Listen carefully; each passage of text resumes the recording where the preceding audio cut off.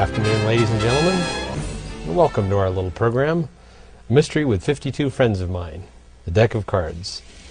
What I will do is give the cards a little shuffle like this, and as I shuffle through the cards, I would like somebody to say stop. Right there. If you would take a look at that card, show it to everyone. What is it, the Ace of Diamonds? I thought so. Without even looking at it, I know what the card is. That is called a card force, forcing a card. What is the purpose of that? It is to make your audience pick the card you want them to select without them knowing it. You see, I know beforehand the outcome of what's happened. If I could take a deck of cards, whether it's my cards or your cards, you shuffle them up, I then take those cards back, spread them between my hands, or at least make you believe something as clear and simple as that. You select a card, and I already know what it is. Incredible. There are some great miracles that you could do using such a strategy. Let's take a look at this force. Now, of course, this uses a standard pack of cards. All 52 are here. That's always important. I like to take the jokers out of the deck. Makes the deck just a little bit thinner. Now, the first part to a card force is this. You must mark the card you are going to force if you are performing professionally. That is a guarantee that you know what card the audience is getting. How I do it is I take a ballpoint pen or a pencil and I mark a little tiny dot, which is only perceived by me, in the upper left-hand corner. Turn the card around, and another one there. That way I know always when I force a card, when the audience looks at that card, I know it's the one I have forced. There's nothing worse than getting into a program or a card trick, and this will happen to you, believe me, mark my words. Somebody at some point, when you name the card, they will say, no, that wasn't it. And the last thing you want is to have that little rush of energy that runs through you and you think, uh-oh, I did it wrong. No. By marking the card, when the audience takes it, you know they have the card you wanted. So, with that in mind, let's look at the first force. This is the overhand shuffle force. I'm going to place the force card, our Ace of Diamonds, here to the side for a moment. First, the overhand shuffle. The cards are held with my hand, my right hand in this case, in the shape of a palm-up C. The cards are held, backs out. My left hand now, the thumb, is dragging cards off into that hand. This is called an overhand shuffle. It truly mixes the cards, but it's one of the more primitive shuffles. It's not as nice as a riffle shuffle on the table or such, but it is one of the most common. So it is a very good one to use, and it is very deceptive. Now the force. Your force card is on top of the deck. And if you would, watch in this part of my hand, right here. I'm going to drag off with my thumb a small group of cards. There's the force card. My right hand now comes down on top of this, and I'm actually going to grab it so it is just clipped in my hand between these fingers. It's actually quite separate of this pack. That's okay, because the audience's view will be looking from this side. I will now start shuffling the cards. Now when anyone calls stop, my hand continues down as it was, and it allows these cards back here to just fall. I now offer the force card, which is the Ace of Diamonds. Now with our force card face up, you can see what would happen. Remember, I have just shuffled a little bit. At the beginning, I have my force card on top of the deck. I now strike off a group of cards,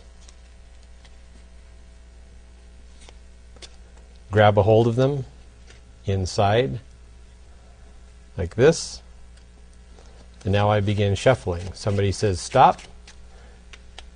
There you are. It's a very simple procedure. You're just wiping off a few cards. You get the grip.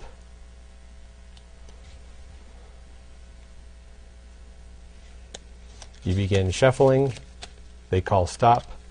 There you are. Now you can also force multiple cards using this. You would have whatever, say 3 cards right here, 1, 2, and 3, on the top of the deck. You just draw off a small group of cards. You begin shuffling. Would you say stop right there? Would you take a look at that card? You now continue on as you walk toward the next person, striking off. And would you say stop? Very good. Notice how I give it a squaring tap. That's just a little subtlety. You can now just take that group right there, put it into the grip, continue a little shuffle. They say stop, and there you are. With all those backs flashing at you, it's very confusing for the eye to follow, so it's very easy to force. That's the overhand shuffle force.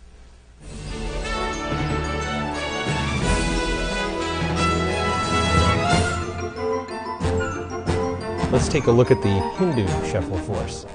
First, the Hindu shuffle. The Hindu shuffle, the cards are held, as you can see. Thumb on the in long side, fingers, my index fingers back. So I'm holding it with the middle and ring finger. Left hand underneath comes up, pulls cards off. They drop into my hand. Notice my index finger at the front. This keeps them from falling forward on the table. This is the Hindu shuffle.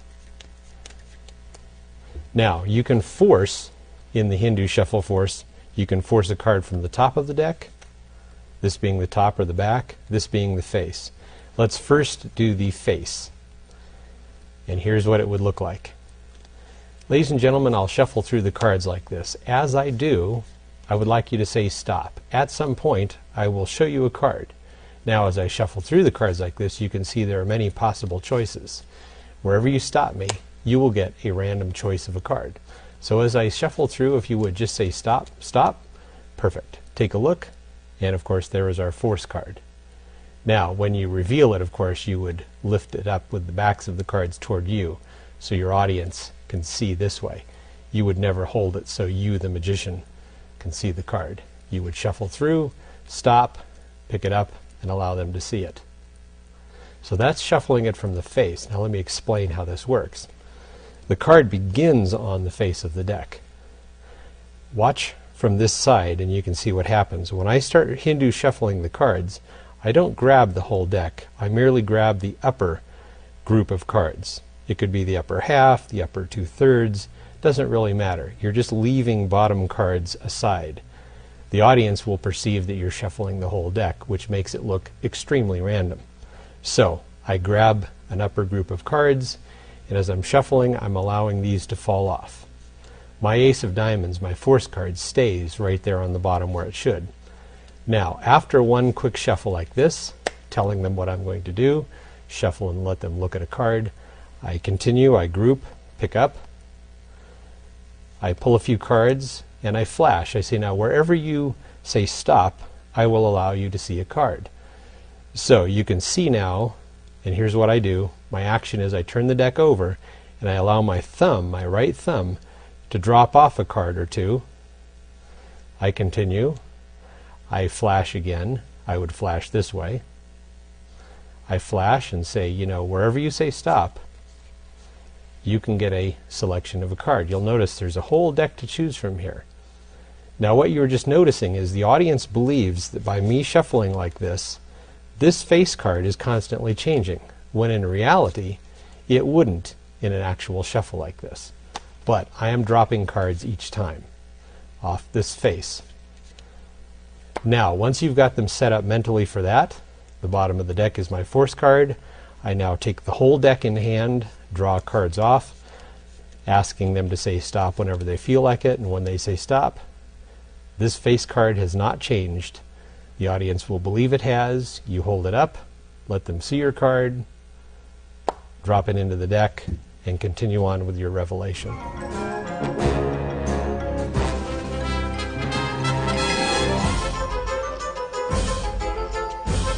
Hindu Shuffle Force Volume 2, where it is on the top of the deck, would be done as follows. This you are now going to use the Hindu Shuffle Control. Hindu shuffle control would be done as follows. I will reverse the card so you can see exactly how this works. I draw cards out from the bottom of the deck, keeping that force card and a few cards. My right thumb is going to grasp the bottom pack so there is a break.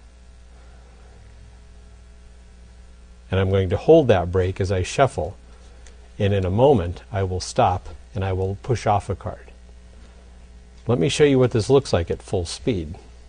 I would shuffle through the cards and I would say, as I mix through these cards, would you say stop at any point? Stop. Take a look at that card if you would, and there's the force card. You see, in the actual control, this thumb holds the break, and you would pull, pull, pull, as you can see, until finally I get to that break. That's the Hindu shuffle control. The Hindu shuffle force works almost identically. Remember, the card is face down in actual performance. I draw off a small group of cards, and now I catch my break with my thumb. This side of the pack is relatively square where I'm holding it. I'm now drawing cards off little by little, and when somebody says stop, my hand is going to continue over, which eclipses the entire top of the deck, and this thumb allows that bottom pack to drop off. I tap in a squaring action, and now you push the card off. Say, would you please, you can use this hand as a pointer, would you please take a look at that card? And remember, a good important subtlety when you hand out like this is keep this thumb on the pack, which controls the rest of these cards. It does not look like you're controlling, but you are holding them, so they can only take that one.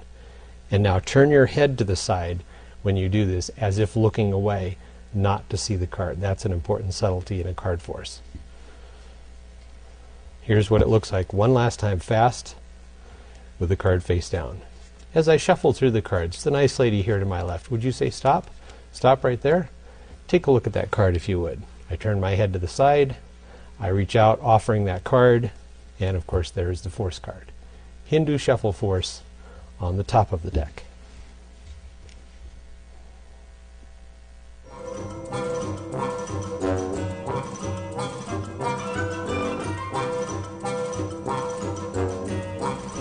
Let's take a look at the riffle force. I'm not sure if that's the technical name, but that's how I've known it ever since I was a little kid. The riffle force is a nice force. It begins with the force card, and remember, you can force one or multiple cards with any of these forces. The force card is on top of the deck, and remember, as I mentioned at another point on this demonstration, there is a little dot, just an impression in these two corners of the card, so I always know what the force card is. That's important. As I get ready for this, I would gesture. The gentleman right here, if you would, as my thumb runs down the edge of the deck like this, would you please say stop? Stop. If you would, go ahead and take a look at that card, and there it is, our force card, Mr. Ace of Diamonds. Or Ms. Ace of Diamonds. I don't know who I'm dealing with today. There it is. Okay. Thanks for humoring me. Now, how this is achieved is as follows. This is called a kick or swing cut. I cut the cards, and I do this as I gesture. This is a good cover. I cut, and I would gesture. The gentleman out here to my left, or wherever they might be. Now, as the packs come back together, I'm going to hold a little finger break with my my left hand little finger. This is also known as a pinky break. So when you're reading the literature of magic, when it says pinky break, they're talking to this little pinky. When you hold a pinky break, you want the front of the deck to remain as square as possible. You will get a little bit of a line of demarcation here. I have some covers for you on that as well. This finger, my index finger of the left hand, curls underneath the pack. This helps give you something to push against. You'll notice now my left thumb can run down the pack. These two fingers here help work pushing against each other. So now my thumb is running down the pack, and I would ask somebody to call out the word stop. At which point, and you can easily time this with about 5 or 6 times practice, They say stop, and it'll usually be about the middle of the deck. If you're near the bottom, you just riffle off and let it go. Say, here, let me try that again. Now when they say stop, here's the action. My right hand is going to reach forward, picking up the pack. But I'm not picking up at this break. I'm picking up at the break where the little pinky is, the little finger. And there's probably at least about 1/4 of an inch back here. So as my right hand comes in from above, my thumb allows this to close up. The left thumb allows that to close up at the moment my right hand from above picks up the pack from the break, lifting up, moving my hand to the right, keeping it above the lower pack so that it shows that it's in the middle. I push the card forward and I offer it for examination to be looked at. Remember, when you do this, quick glance down, I can see my dotted corner on that card. I know I'm forcing the proper card. That's the riffle force. Now, a couple of covers on this. Because of that little line, you can do a number of things. You can, rather than have the deck in front of your body, you can turn your body to the side. You could turn so that your right shoulder, if you're right-handed, and if you are right-handed, usually you use and hold the deck in your left hand in mechanic's grip. So I would turn with my right shoulder toward the audience slightly, and I could turn the deck up so that they're looking mostly at the top and maybe this edge. That's one possible strategy. Another one is to tip the deck very much forward. Another one is to just take your right hand and hold it toward the front as though almost helping in the display, but you're actually using these fingers to help cover. I now tip it up so my thumb, that thumb right there, is a little bit toward the audience. And you say, as I run down the edge of the pack, would you please, remember, always be polite, would you please say stop? At which point when they do, they can see that there's a break there. You can now bring this hand forward, this middle finger or index finger, as though you were separating at that point in the deck. And now as your hands rotate, you pick up, once again, just as I did with this break at the back. And you can see where the break is right here. As you're riffling up here, my hand comes forward, picks right up at the break, pushes forward, offering for that card to be selected. That's the riffle force.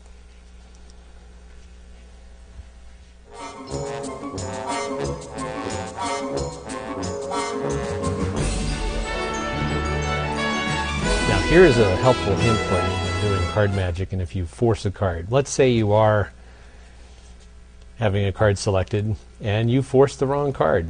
When that card goes out, you don't see your little mark on it. Or, things happen. What do you do? The strategy is called story changes. Remember, since your audience doesn't really know what's about to happen, nor the outcome of this, then you just have to change your story. Use a different tack, a different strategy. Go into a mystery where the card has been selected at random, which it has actually, by accident of course. Now go into whatever mystery you're going to do. Card goes back into the deck. Use a card control of some sort. Reveal it via numerous methods. Ooh, how about that? A little accident, the ace of diamonds. And then bang, there it is. So, remember, if you miss the force, don't panic. Just go into a different strategy and you'll be fine. By the way, you probably thought I wasn't going to explain what I just did, and that is this. I did miss the force. So let's say our card selected turns out to be the Jack of Diamonds in this case. Have the card returned to the deck. Upper half of the pack now is going to be squared on top of this, but you're going to hold that little pinky, the little finger break, where a little bit of the fleshy part of the little finger comes over on top. So you can see from the back here, I have my break. I am now going to use a multiple cutting of the cards to the table. In other words, I will cut small packs off the top like this until finally I end up at the break where the selected controlled card is. Dropping the packs like this, leave them a bit disheveled, so to speak. Square them up, pick up the pack, take off one card like this, gesturing with it. This allows you to do what we call as a get ready. In other words, you push off the top cards slightly, catching a little break back here. I do that while the pack is tipped slightly away and the emphasis is on the card out front.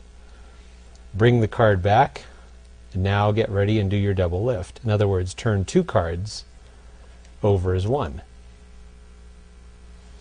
Allow the card to burn into the audience's mind by remaining face up for a moment or two. Place that, turn it face down and deal it off to the side. Now it has mentally been isolated out here onto the table. Snap your fingers, give it a rub, whatever you like to do, turn it over and show that it has changed. So there is what we call in magic an out for missing the force card. You see, your job as the magician is to succeed whatever circumstances happen. And by having these strategies, you will succeed. You will not panic. You will know what to do when you need to change your story.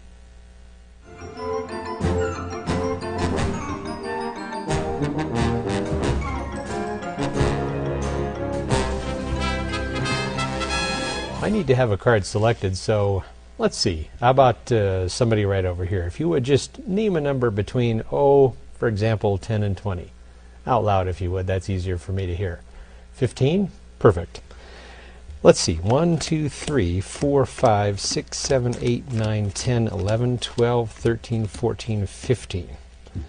Now, usually a magician would take a number like that, 15, and there's the 15th card. I would hand that to you. You would take a look at it.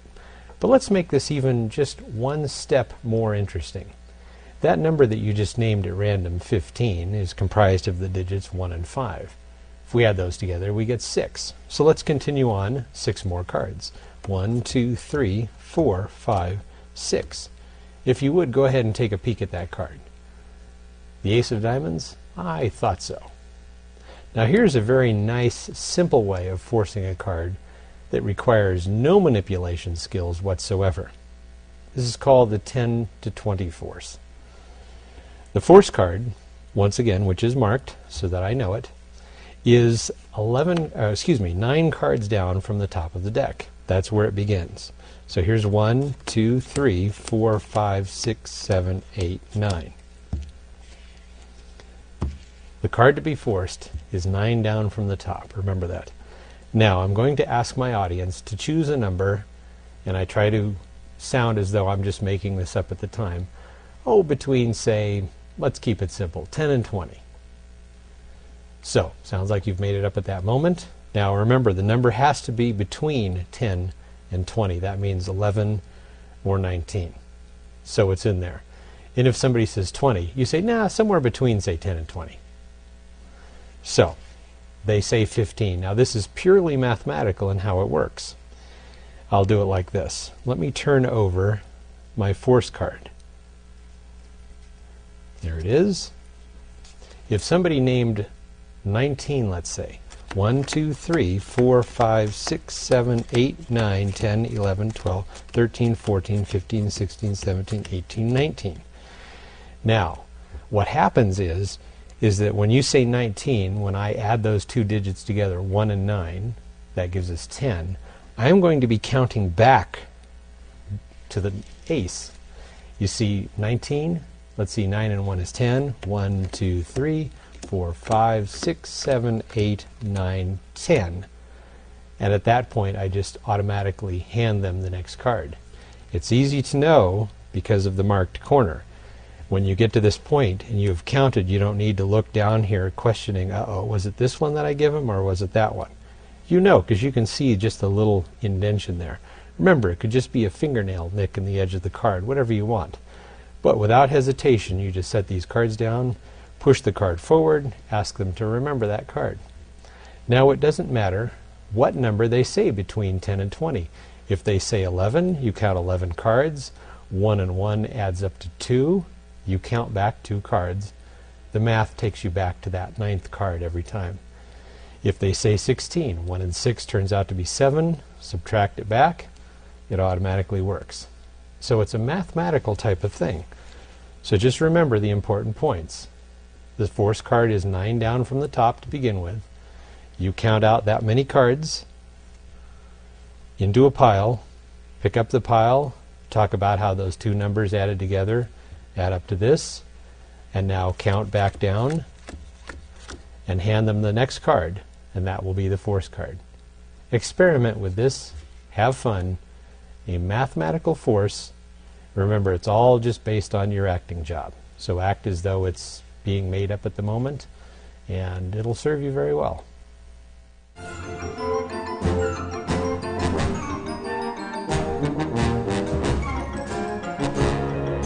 Let's now take a look at a force called the glide force. First, the force. I'm going to take the deck of cards, and here, let me just take about, well, let me give them a shuffle first. That's important that the deck is mixed. Oh, we'll take about half the deck. What I'm going to do is I will turn the cards over like this, and I will pull cards off one at a time. Now, as I pull these cards off one at a time, before I get the card pulled out and turned over, I'd like you to say the word stop. So it doesn't matter, but anywhere along the way, just say stop. Stop, right there.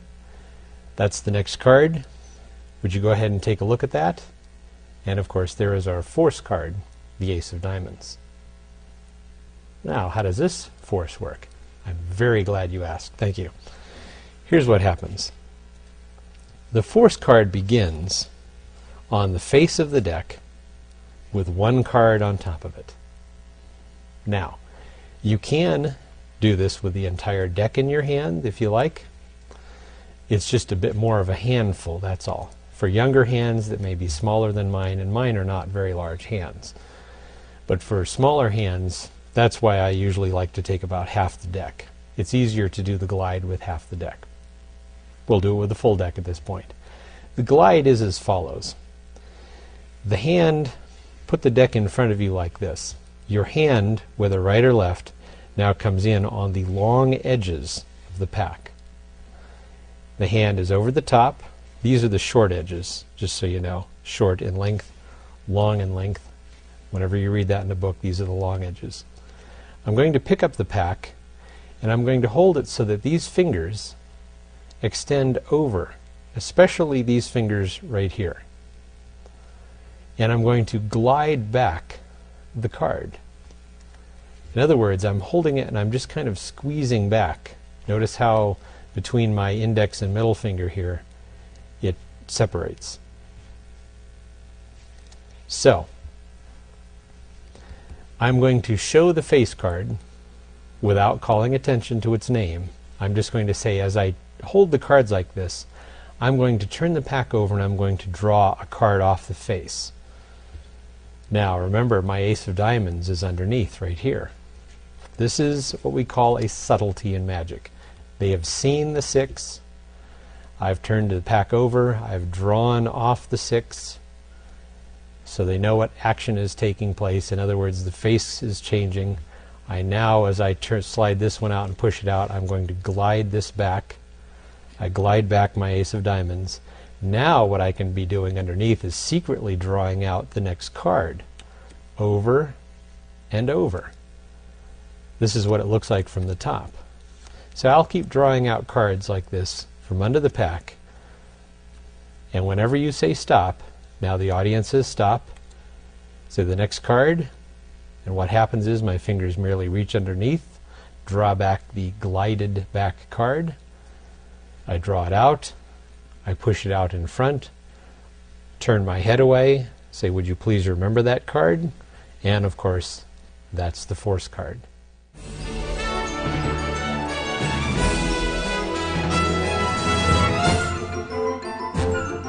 Now here's our second glide force. This time we hold the cards from above, but at the short edges. This is also known as a biddle grip, holding it from this top manner like that. So when you read the books and it says biddle grip, you'll know what they're talking about. Invented by Elmer Biddle. Now, my fingers, these fingers, are going to extend above the end of the pack, like this. The glide is done side to side. Once again, it's this little ring finger right here, although there's no ring on it. It's the other hand. But the ring finger is what draws it back. So now, as I showed you before in the first version of this glide, I show the face card, and as I turn the pack over, I draw that card off and turn it face up, showing that I'm going to be drawing cards off one at a time like this, and whenever they say stop, I will then draw out a card and let them take a look at it. Remember, I have glided back this card, and I'm drawing out cards like this and turning them over. Now when they say stop, I just now draw this card, the one on the face actually, over. Say here, go ahead, take a look at that one, and there's our card force. So two methods of forcing a card using the classic sleight, the glide.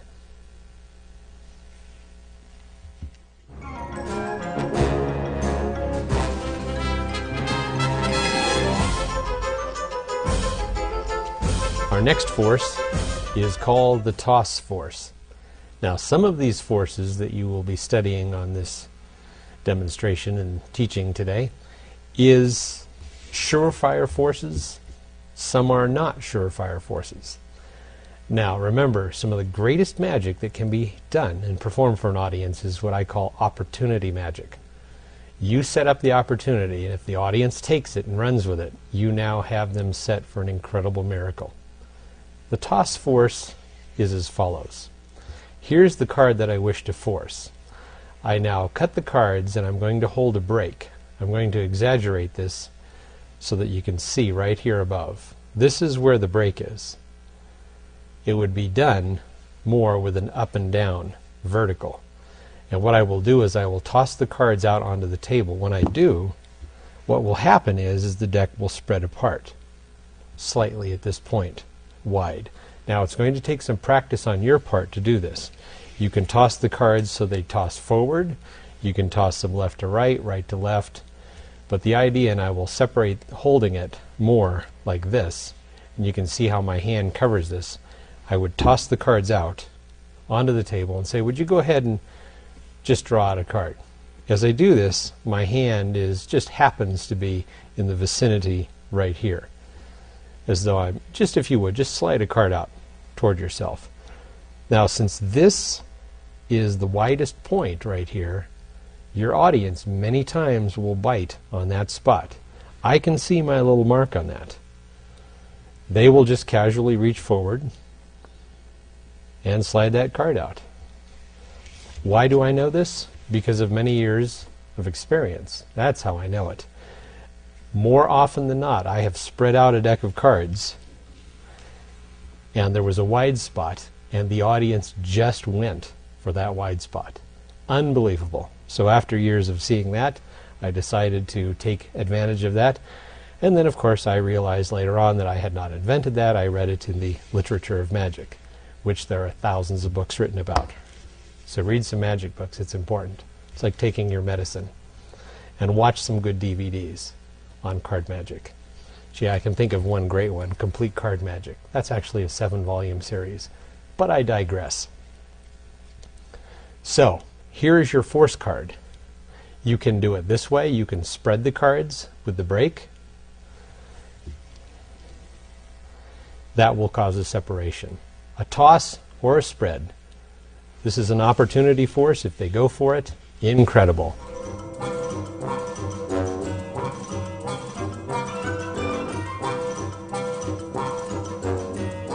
Here's a little quick one for you. Let's say you're doing the spread force here, and you spread out the cards, and they do not take this one, but they go for this. Remember, story changes now. Card is returned to the deck, and you control the card. Now you can use a number of possible outs. You can merely do a control of the card to the top of the deck and produce the card in a number of different possibilities, different ways. You can use a gag. You can do this. You could control the card to the top,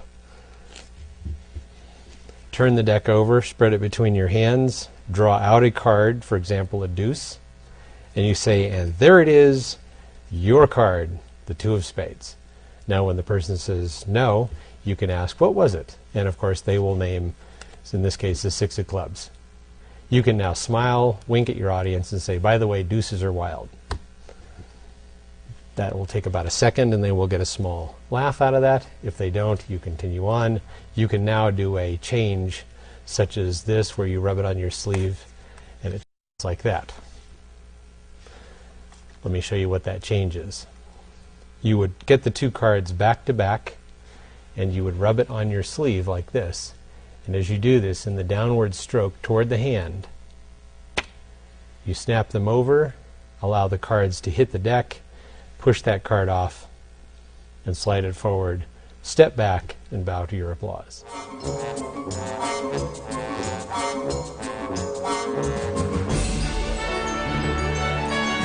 Now,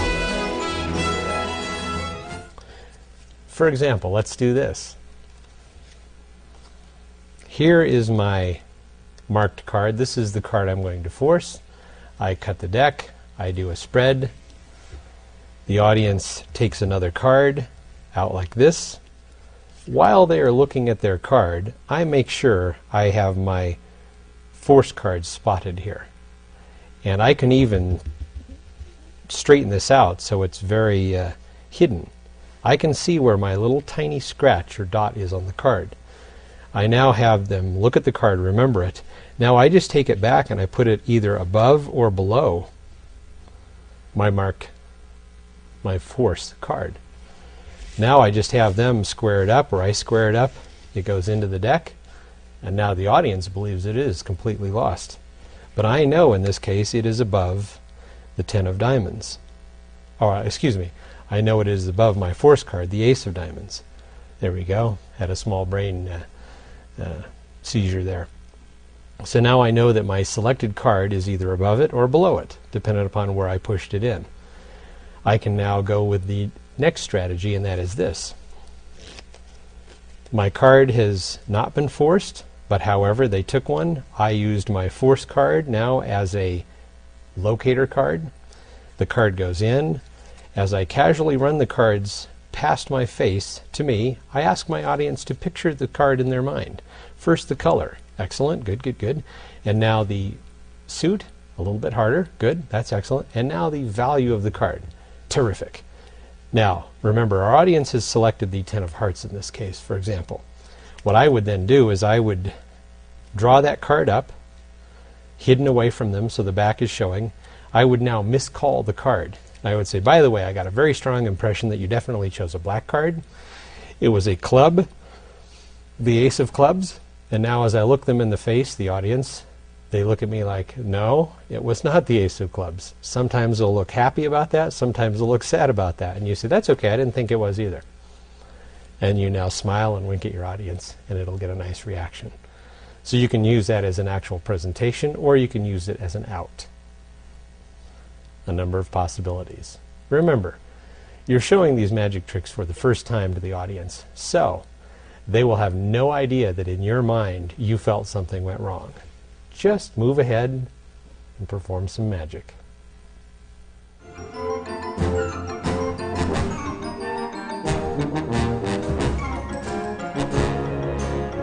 Well, let's see. I need to have a card selected from this pack of cards. Let me give them a quick shuffle. And let's see, as my thumb runs down the edge of the deck, I'd like somebody just to say stop. Right about there. That's perfect. Just take a look at that card if you would. Ooh, that's our card, the ace of diamonds. This is known as the slip force. Show you what I mean. The card begins on the top of the deck. Now, here's a little subtlety for you as a sidebar, so to speak. Whenever you're going to force a card, it's best that the audience knows that the cards are shuffled. Well, at least they believe the cards are shuffled, because remember, all magic begins with the belief state. What the audience believes is the true state of affairs. I flip the deck face up, and I give them a Hindu shuffle. I'm only shuffling half the deck. This all remains the same, importantly, that one card. So I've given them a quick shuffle, and now I turn the deck face up, and I'm going to run my thumb along the edge. This is similar to the riffle force in how I hold the deck. Index finger curled underneath. As I riffle like this, my audience is out this way, to my left. Now, what I'm going to do is, when I get to this point, you'll notice how I open this like the pages of a book. That's the force card. My fingers of my left hand, the ringed hand here, are going to grab this card, and as I lift this away, move this pack, you see how the card is slipped off as I move the pack out. My hand then moves forward, my left hand moves forward and offers that card. I'll reverse it so you can see. They say stop. Remember, the audience is here, so this is the aspect that they're looking at. As my hand moves away, this card is slipped off, and then the hand moves forward and offers the card. Right there, you pause briefly, and now you move away and hand the card out. That's the slip force. That force is a great force to use while on stage, or say in parlor magic, where you're back from the audience a little bit more so that they're seeing a much larger picture. If they're up close, then I like to use the riffle force, because it's much less for them to see. From the stage, you can slip that card off easily. There you have it, the slip force.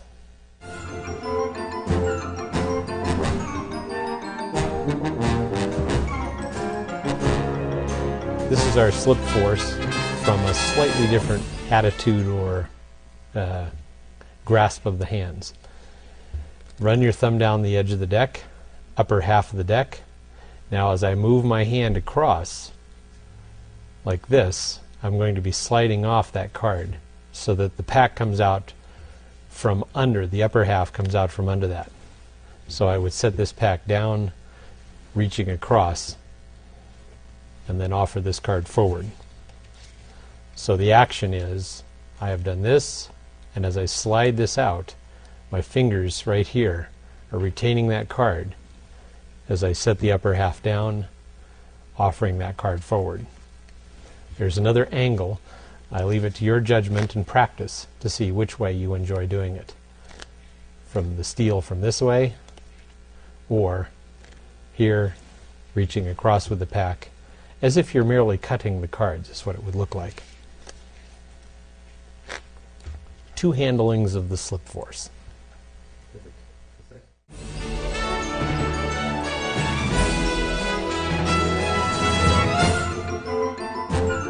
Let's take a look at the cross-cut force. The crisscross, the crossed halves force. It's had a number of names over the years. I think it's because it's hard to remember. Maybe crisscross, cross-cut. Anyway, never mind. Here's what happens. The deck of cards is well mixed. You can give the cards a riffle shuffle beforehand, face-up Hindu shuffle, whatever you like. You now set the deck down and ask your audience to cut the deck, and you show them. Cut the deck into two halves. Cut the pack wherever you like. So, you would sit back, the audience reaches out, cuts the deck. You now continue on with these words. You say, let's mark the position of your cut. That is known, ladies and gentlemen, as verbal ambiguity. Equivoque, equivoque, equivoque. There's a bunch of different pronunciations of that. The magician's choice. The equivoque, which means verbal ambiguity, is, it sounds important, but what does it mean? It really doesn't mean anything. You pause for a moment and say, I would like you to look at the card that you have cut to, and we will proceed from here. So, I now reach forward, lift up this half of the pack, and I gesture, would you take a look at the card you have cut to? That will be the force card. Now let's go back to the very beginning of this real fast and show you why that happened. Remember, the force card is on top of the deck. I'll turn it over. I ask my audience to cut the cards. Cut them into two piles. Cut wherever you like. I have shown them what I want. The audience cuts the pack, following along visually. I merely pick up the lower half of the deck, place it on top, and say we will mark the position of the cut. Remember, that sounds important to the audience. You can see what has just happened. I have actually placed the lower half on the upper half. Now the audience will believe this is the middle of the deck again. I now continue and say, would you please take a look at the card you've cut to? They will pull this card out, remember it, have them replace it, and there it goes into the middle of the deck where the cards are shuffled and it is lost. Now that may seem like an extremely simple force. In fact, it may seem so simple that you think, how will an audience believe that that was a random selection? But believe me, my experience has shown that they will. Now remember also, you have the little mark on the card. That's important because when you ask the audience to cut the cards and cut them wherever you like, you do need to pay attention to see which one is the upper half. And by having that little mark, you can always know at a glance where the upper half is. Because sure as I say that, and you don't mark the card, somebody's going to cut the deck, you're going to be distracted for a moment looking to the left or something, and you're going to glance back at the table and say, uh-oh, which was the top half and which was the bottom half? If that happens, you're a bit sunk, as they call it. But by having that little mark, you know what the card is. Remember, it has to be a very subtle mark. You now pick up the lower half, put it on top, crisscrossing the halves and saying, importantly, let's mark the position of your cut. You pause for a moment, that's called time misdirection, and say, in a moment I'd like to have you look at your card. You then pick up the half, point, the audience sees the card coming from the center of the pack, it is replaced, and you are done. That's the cross-cut or crossed halves force.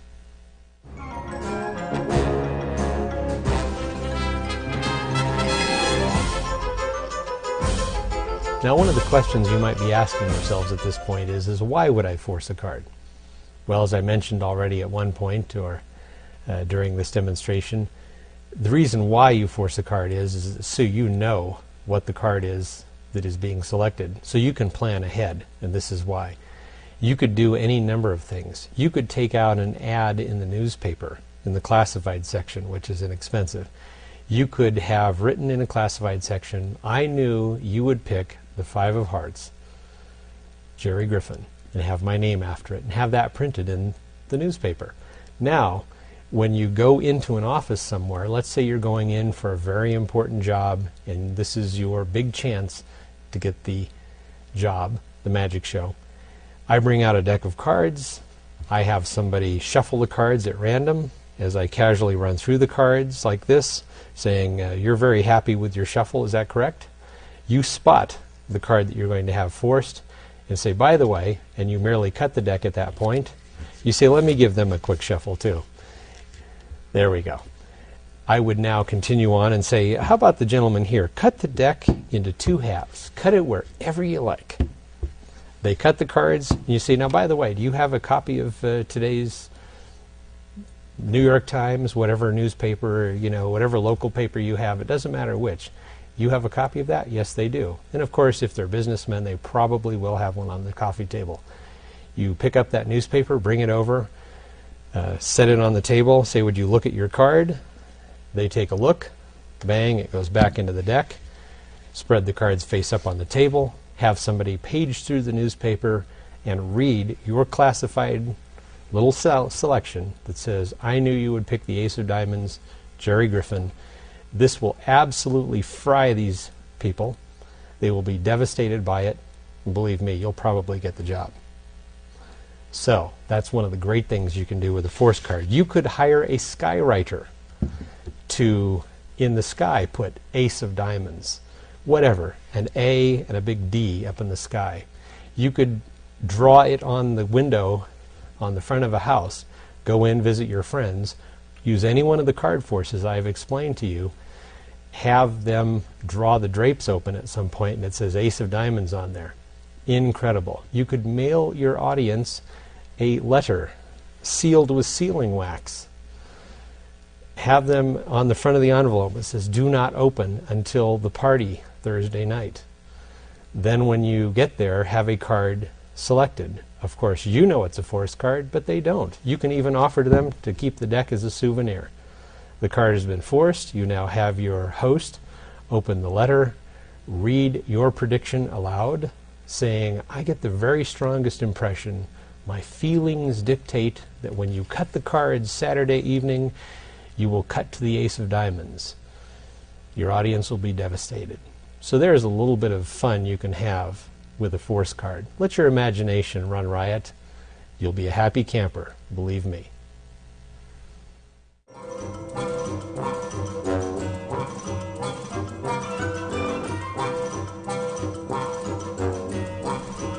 Let's take a look at forcing a card while spreading the cards between the hands like this.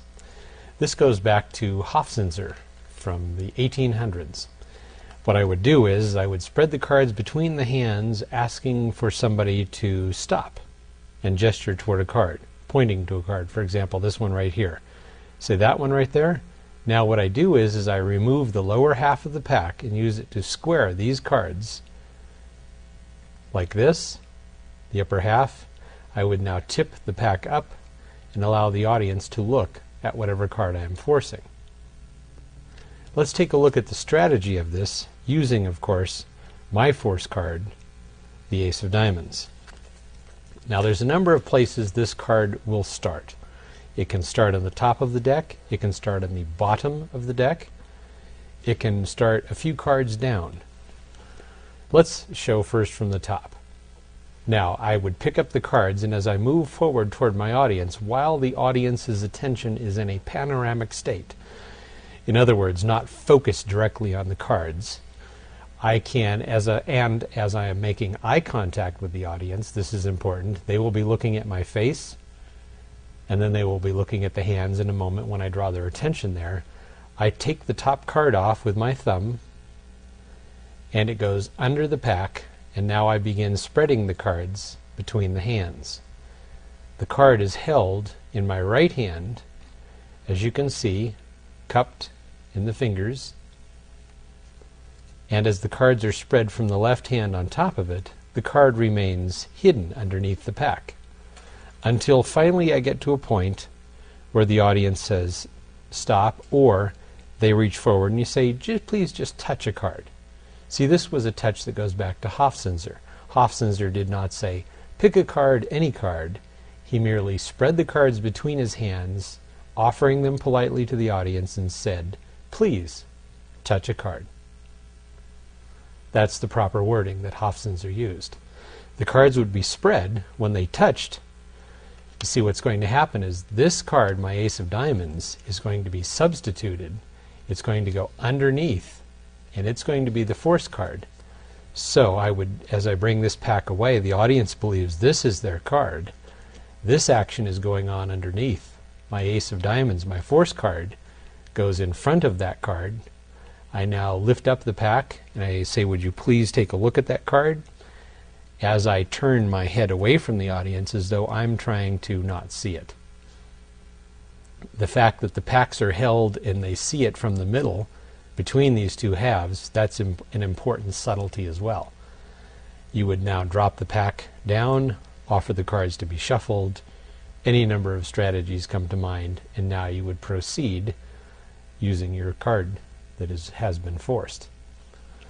Another way to do it is to start with this card on the bottom of the deck. The card starts on the bottom, and as I spread the cards through my hands like this, pushing small groups of cards, talking about offering them to select one, I now push this card over. It's a little bit hard to show with the pack held in the hands. It's easy when you're in this position because gravity helps hold it. But I push the card, I work it over underneath the spread so that it is underneath in between. And I've taken control of it.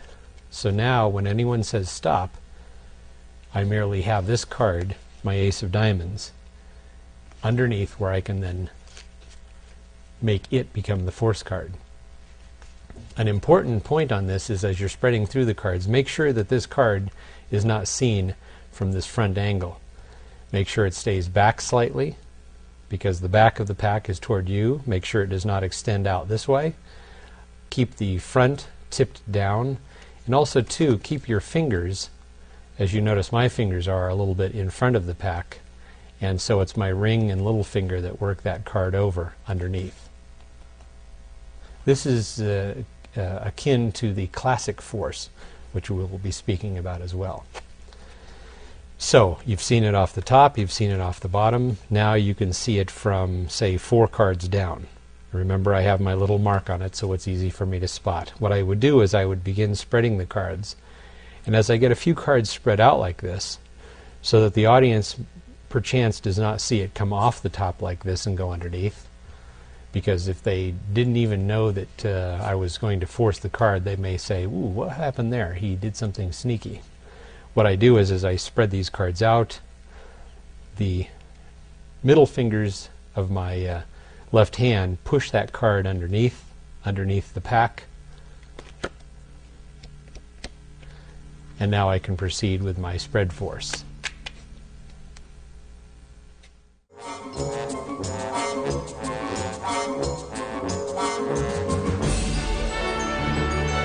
Here's a hint for you.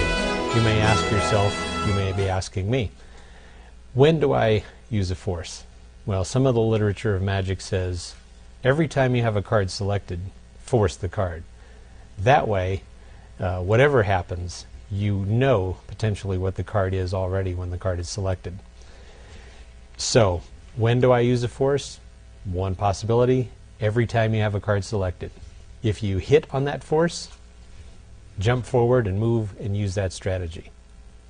You'll have some great miracles.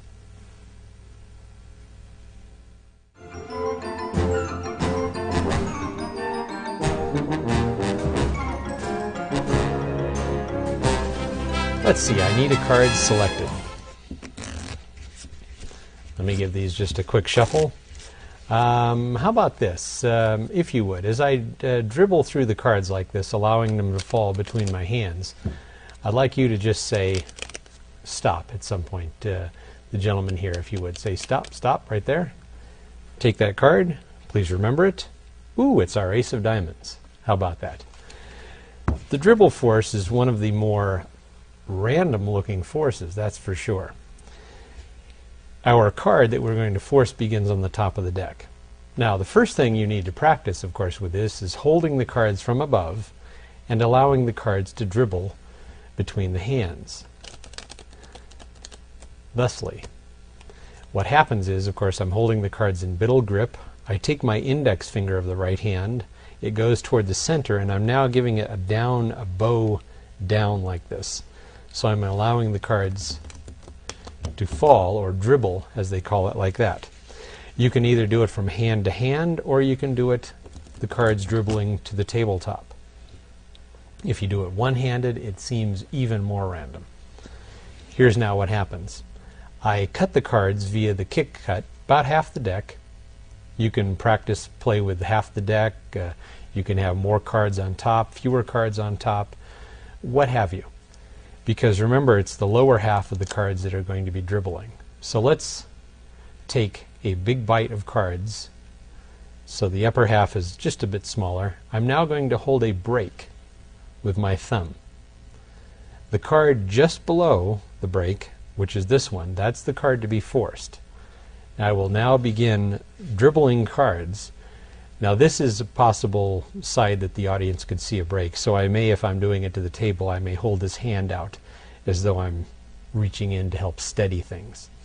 Or I can just go to the hand. As I dribble the cards, I'm going to time it as far as the audience saying stop. Now, how you can help in the timing of this is you begin like this, and I say, now I'd like you to say stop as I go like that. And now that you allow them, the audience will say stop, and you just say, well, that was just a practice time. Let's go ahead and I'll dribble the cards. Now you know how quickly they are prone to say stop. So now you cut the pack. You're ready for the dribble. You now look at the audience's lips. That is a telling sign of when they're about to say stop. You are now essentially merely dribbling cards, and as they get to the point where they say stop, you just drop at that break. That's what you'll be practicing, and where they drop, that's the force card. I'll do it with the card face up, quickly for clarity purposes. The cards are cut. If you would, please say stop, stop. There's always going to be that little fraction of a second that it stops moments after. You can't stop immediately at that point. So that part is logical. They say stop, you then offer the card. That is the dribble force. Remember, you can do it between your hands or to the tabletop. A very good force.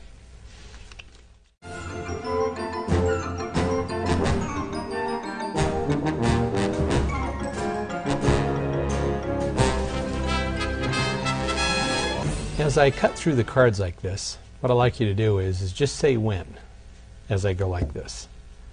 When? Excellent. Would you take a look at that card? Now you'll notice in this case, of course, I'm the person who said when. This is also another timing type of thing. This will take practice, and how you practice a lot of these forces is in performance. That's the greatest proving ground to help you in your performance. So let's take a look at this say when force. Here's the card on top. I cut the deck so that I have at least half of the deck on top, and I'm holding my little finger break. I'm now going to be taking small packs off, telling my audience that and I'm approaching that break, remember this, as I cut through the cards, I'd like you to say when. Now, once again, you watch their lips, and when they get to that point where they're just about to say when, you can see theirs start to move. That's when you lift up at the break and cut at that moment, and then you would offer the card. So it would look, of course, like, as I cut through the cards, just say when. Right there, and there you are. Now, a quick strategy on this is, as you're doing this, and you've cut half the deck, if I start running out of cards at this point, and my audience has not said when yet, I could do this. I could just drop that whole pack onto the table, which of course is where my force card is, or I can, if I've run out of cards or am starting to run out, I can undercut. I transfer the break to my thumb right here, and now I undercut some cards, bringing them on top. Now I have more cards to cut again here, and I continue on. Now the say when force is not as surefire as, say, some of the other forces. If you are doing a card trick that is absolutely critical, that you force this card to perfection with no chance of being able to change story. Let's say you're doing something where you've had the Skyrider come in and he's got ace of diamonds out in the sky outside. You definitely need a surefire force. So you could use something like the cross cut or such as that. But this is a great opportunity force. Say when, there, take a look at the card if you would please. Practice it, work with it, and it'll serve you well.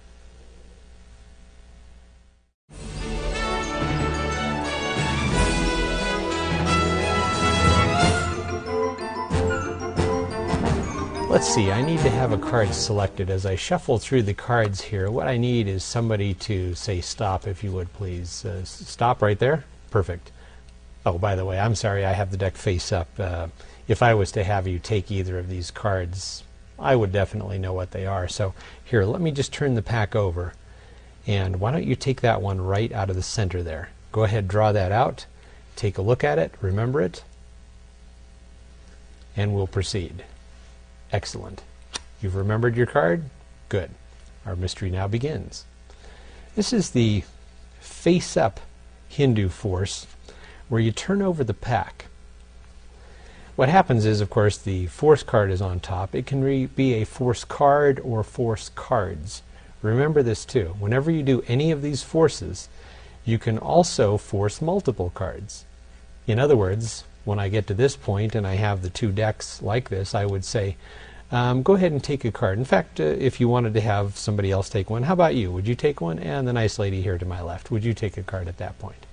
So that's how you would consider and do multiple force cards. But let's jump right back to the beginning. Card is on top. I now Hindu shuffle the deck face up, taking less than the whole pack. And I'm shuffling cards like this, telling my audience, setting them up, so to speak, for what's about to happen. I will shuffle and you say stop. I now grab the whole pack of cards, start shuffling like this, And at some point they say stop, and I merely drop this pack halfway onto the other one.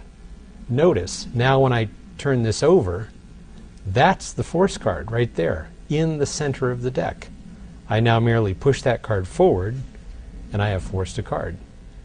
Remember, this is our force card right there, in this case the Ace of Diamonds. Looking at it from the side of the pack here, I have Hindu shuffled like this. This does not change that card. I now am ready for the force. I grab the entire pack, Hindu shuffling like this.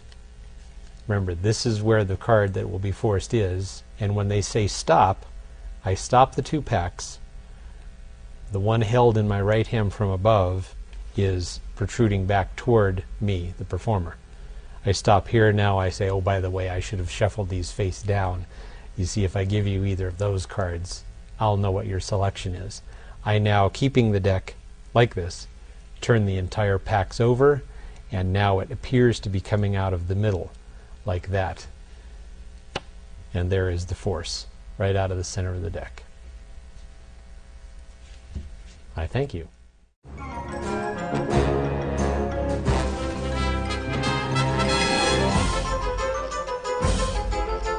Now here's a quick little way of forcing a card. What I would do is I would riffle the cards and I would ask my audience, if you would, just say stop anywhere along the way. Right there. If you would, go ahead and take that card right out of the center of the deck. Please remember it. And there it is, the Ace of Diamonds. Let's take this one apart and look at it.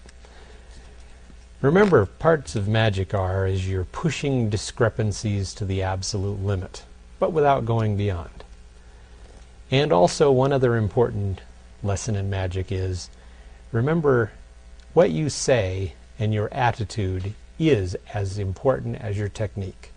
This sculpts the audience's thinking around what is happening. Attitude is as important as technique. Remember that. Here's the selected card, or I should say the force card, the one I want the audience to select on top of the deck. I riffle the cards, and when they say stop, my right hand reaches out to receive, and I'm going to roll this half of the pack over right onto my right hand. The left hand ends up being above this pack. This is the lower pack now. I reach forward and push that card forward, setting this bottom half onto the pack. This now appears to be out of the center, and there it is, the force card. At full speed, I've merely rolled this over, pushed the card forward, and said, would you take a look at your card? It's on top. It continues on top, and there it is. That's the rollover halves force.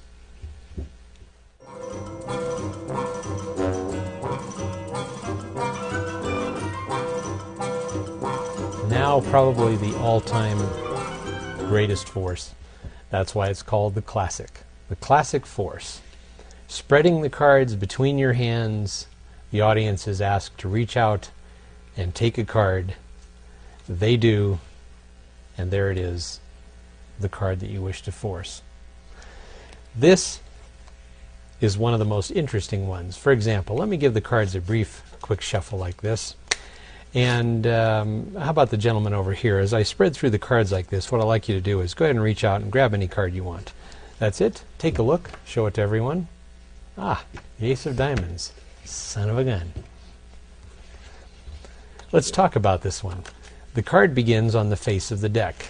And what I'm going to do, and if I can get the help of my helping hand again, this time we will not force the card, but as I spread through the pack, I'm going to ask somebody to reach out and take a card. This is the most natural way to have a card selected. Now, how do I get this person to select the card I want them to pick? First, with the card on the bottom, I cut the cards and I gesture. How about the gentleman here, if you would? Now, I'm holding a break, a pretty good break, and the break is above the force card. It's on the face of this pack. It's not right there. Now I begin spreading the cards between my hands, and now I would turn and look at this person, and it's a timing thing. As I'm going through cards like this and asking them to reach out to take one, as soon as I get to this point, I would say, would you go ahead and take a card? And now I essentially hand them the card. I'll do it with it face up, for example, so you get an idea. Let's see, I need to have a card selected. Here's a nice strategy. How about the gentleman here, if you would? Go ahead and just draw a card out. So you can see how I kind of hurry to that point and offer to give them a card. Now, go ahead, you can relax there if you would for a moment. I have a great little quick story on this. One of my closest friends who I learned a lot of magic from was talking to another gentleman one day, and this gentleman said, you know, I really don't think that classic force is all that good. My mentor friend said, I beg to differ with you. He then proceeded over the next few minutes to classic force this gentleman, this non-believer, 10 times in a row. It was one of the more memorable situations I've been in when somebody who really knew magic really taught one heck of a lesson that day. So, the classic force with practice is one of the absolute best. Take my word for it. It's on the bottom of the deck. You will now have to practice this actually in performance. So, whenever you have a card selected, always try and force the card. Remember those words. Here's the card to be forced. As I'm spreading through the deck like this, it's best, quite probably, not to specify who you're going to have select a card. Because now, if I were to spread the cards like this in my hands, and then I quickly looked over at a person and said, how about you, if you would? Go ahead and grab one. What I have done is I have caught them a little bit off guard. Oh, sure. And they try to be helpful. You haven't given them a chance to sit there and maybe try and second guess you or outthink you. So as I spread through like this, I say, I need to have a card selected. How about you, if you would, sir? Now you notice, here's my card that I'm going to force. I will leave reversed. I have worked my way down to this point, and now I can push the cards right out to their hands, and I can essentially hand them that one card. Perfect. Practice it in performance, and it will work for you. Here is another strategy for this. When the card is on the face of the deck, and as I begin spreading through them like this, when I get down to this point, if the person seems to hesitate and is non-responsive, as I get to this point I say, I'll spread through the cards, and how about you, if you would? Go ahead and just grab one of those cards. If they seem to hesitate and they just don't reach out, I would then bring the cards back and say, at any moment, if you would, go ahead, hold out your hand. That's good, perfect. And as I go through, now you kind of work a action of pulling back and forth. Whenever you feel like it, go ahead, just touch one, boom. And there it is, you've touched it. That's when your strategy, your working with the audience needs to, well, you need to work a little harder, that is. If the person does not even reach out at all, I would then turn away from this person because they're probably somebody who's really trying to get your goat, so to speak. I would then say, well, how about you over here? Go ahead and just take one. And now you can turn to another audience member, somebody who has been watching politely and seems to be ready to be helpful and just take one. So there's another slight strategy that you can use on the classic force. Remember, try and size up your audience also. If you are working for the audience member, who is probably going to be one of your friends, somebody you would like to impress, you have to kind of pay attention. Is the person somebody who is trying to catch you out, so to speak? Is it somebody who is always kind of in a verbal or attitude tug of war with you? Show me that again. Try that again. Here, let me shuffle the cards. Or they're somebody who's a very grabby person and wanting to take the cards out of your hand. You need to use a slight different tack, a different strategy with those people. Do some things that are absolutely bulletproof.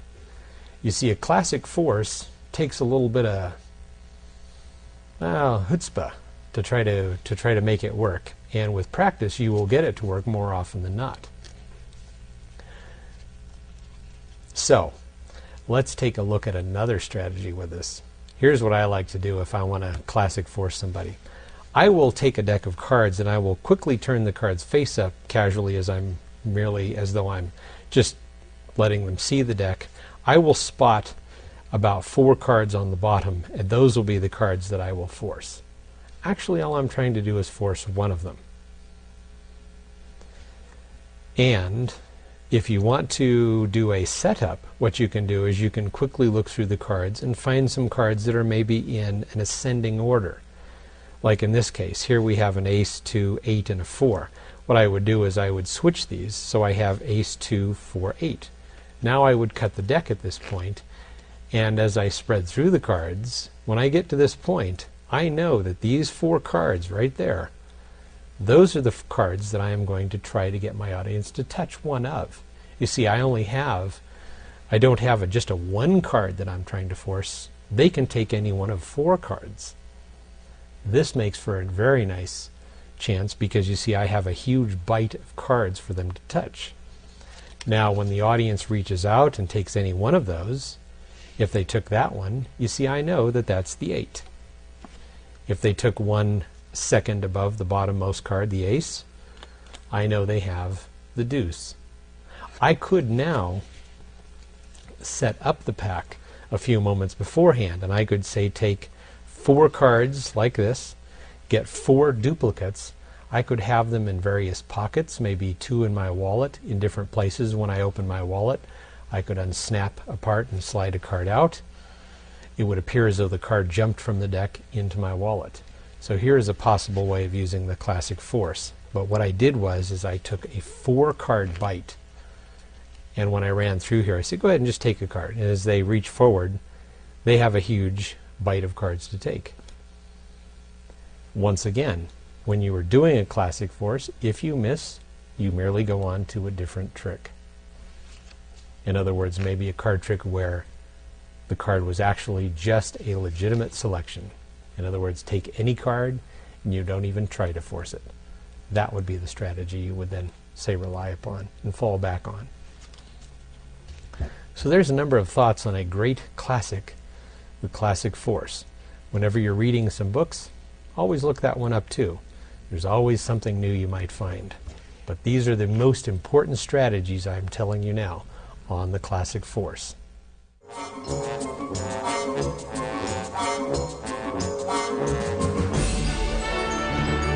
For our next force, what we're going to ask the audience to do is to cut the deck. When they cut the deck, that will be the card, whatever card they cut to will be the card selected, or the card forced, so to speak. This one is called bridging the deck force. Now, there's a number of ways you can bridge a deck. Remember, this is our card to be forced, the Ace of Diamonds. For example, what I will do is I will bridge the deck by giving them a bend like this. As I cut the cards and I give them a bend back here with my hand covering it, I will set this on top, and I will ask the audience to reach forward and just pick up the deck. Just cut the cards like that and take a look at a card. Let's take a look at it from the side so you can see what has happened. From the side, the deck has been bridged or bowed so that there is a little space. Now, if I were to hand this forward and ask somebody to cut the cards, when they reach down and pick up, odds are they're going to be able to pick up right there where the separation is on that. This is an opportunity force. Remember that. So when they pick this up, hopefully they will cut to that break. Now here's how you can also ensure this. Have the card on top of the deck. And when you cut this lower half, bridge this pack and rest it on top. Now ask your audience to go ahead and cut the cards. Now I can see my little dotted card at this point, so if they cut right, I know I've forced the card. So here we are. I've bridged that half. I set it down. Do not set it this way. In other words, where the audience is looking in at this steep angle to see that break. Set it this direction. Your audience would say be out here. The person reaches forward and you ask them to cut the deck. odds are they're going to cut at that natural separation. Another way of doing it is to do it from another angle, and that would be to do it side to side here. You can give the deck a bow like this, at which point the force card would be right there. This half is on, and now you would ask them to cut the deck thusly. In other words, the key to this is that their fingers will just naturally grab about half the deck, and it separates where the natural break is. So you have bridged or bowed the halves of the deck. You can bridge one half, you can bow two halves, so that the deck will be like this.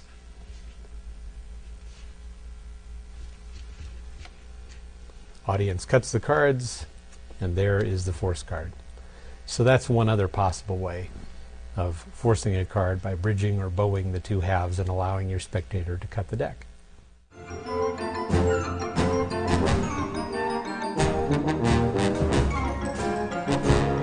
Now, keep a deck in its best condition, and once you've bowed the cards a few times, of course, they are going to get bent up. I recommend Card Guard by Magic Makers Incorporated. Card Guard, when your deck goes into the box, it is a metal clip that goes over the deck, and it will keep the cards in perfect condition all the time.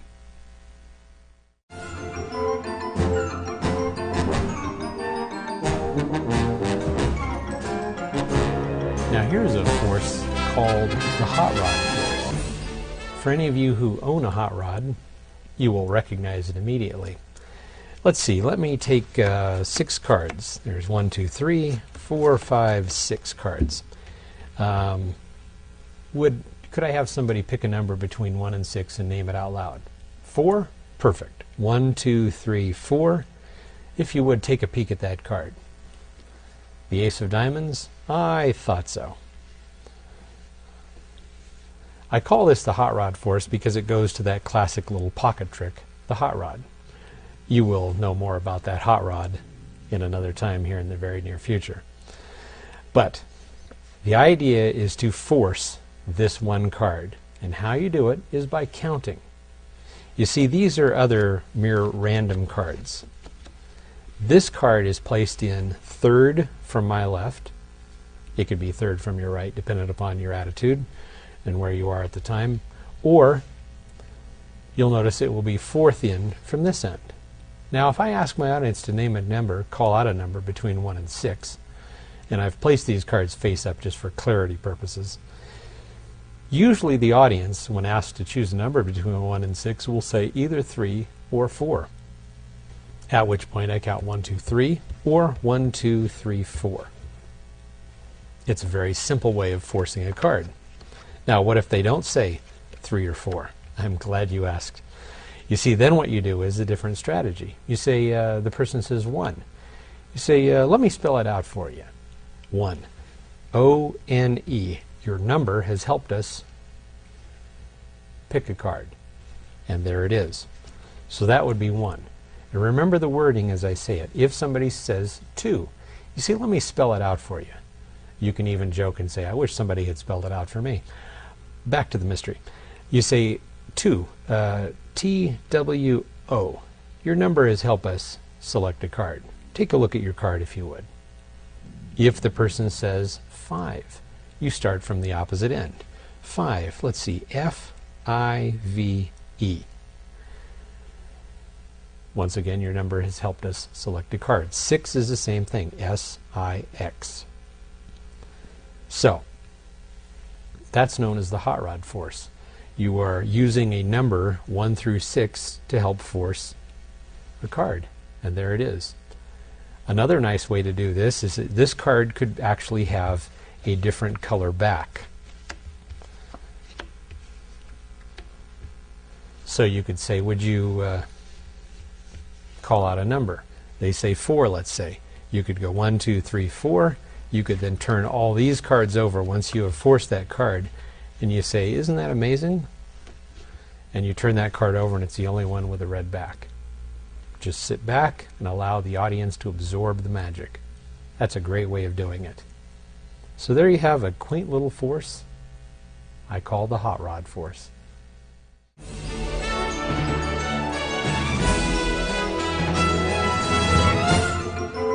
Well, let's see, for our next mystery I need to have 2 cards selected. Let me give the deck a quick shuffle. That's perfect. I have taken the 2 jokers out beforehand. Now as I deal through these cards like this, I'd like somebody to say stop whenever they feel like it. Right there? That's perfect. We'll use this joker as a marker card to go into the deck. And as I continue on, somebody else say stop. Whenever you feel like it, that's fine. Stop. Right there? Ooh, thank you. 2 cards have been selected. In other words, 2 marker cards, that is, have been placed into the deck. And let's see, there's one.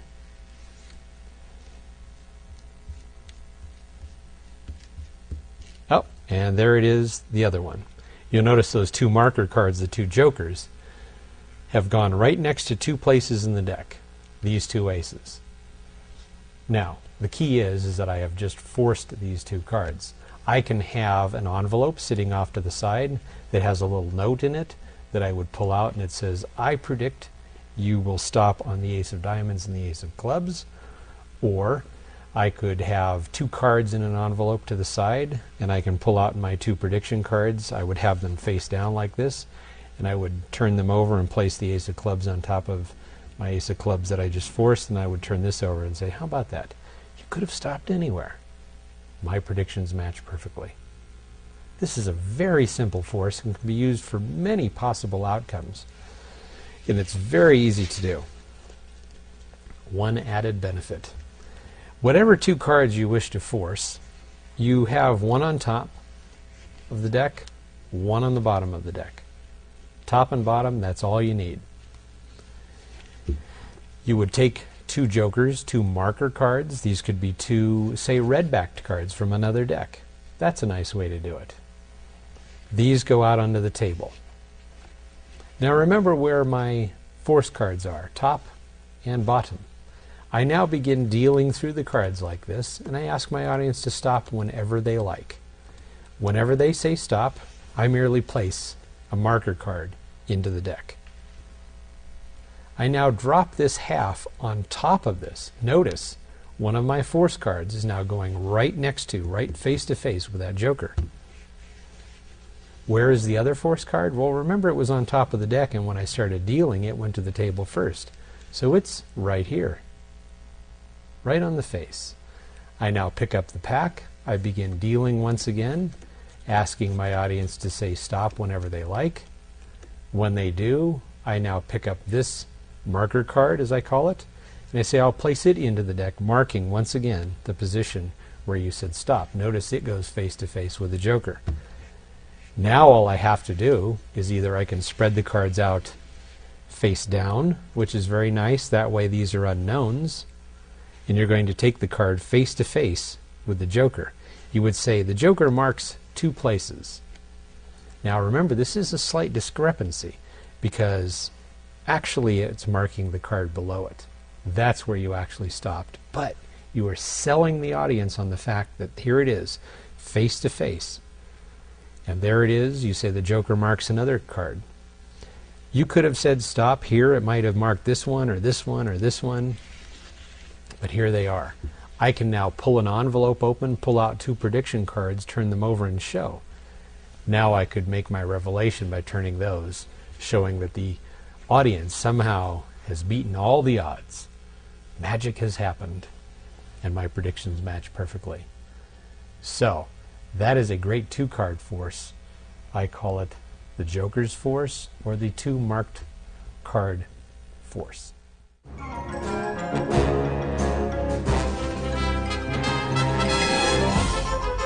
Now here's a terrific little force.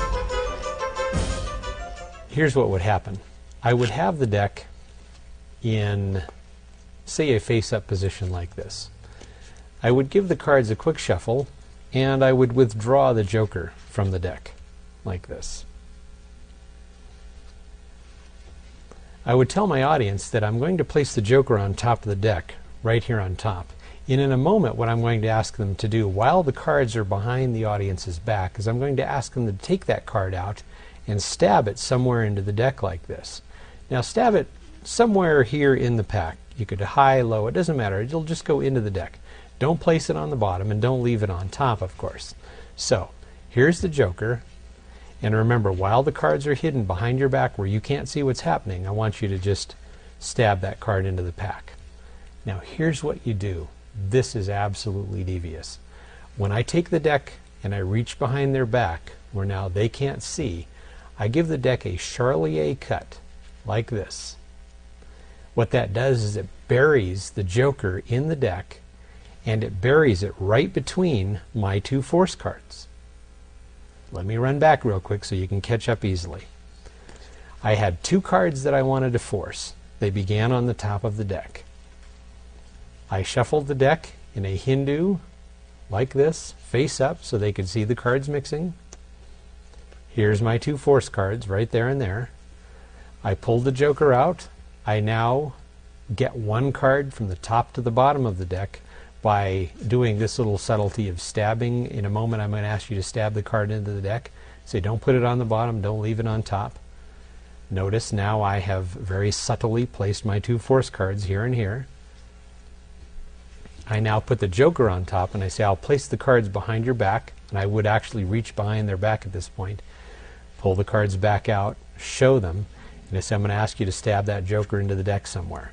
Now, their mind is filled with what they're about to do. So I now, as I'm reaching behind their back, I cut the cards with a one-hand cut. That actually buries now the Joker right between those two cards. Now while the deck is behind their back, your audience will believe that the Joker is on top. They now will take this card off the top, believing it's the Joker, and they are stabbing a reversed card in the middle of the deck.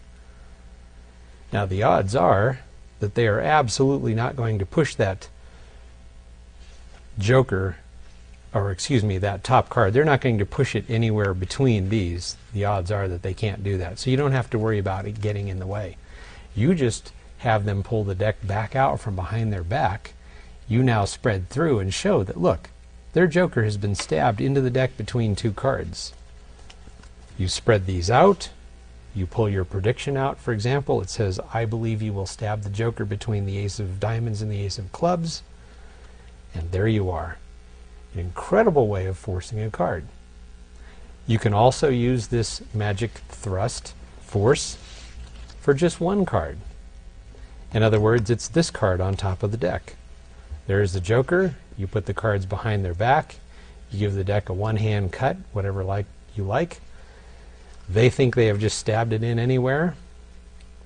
You show where they stabbed it, and now the card on top or bottom will be the force card that you wish.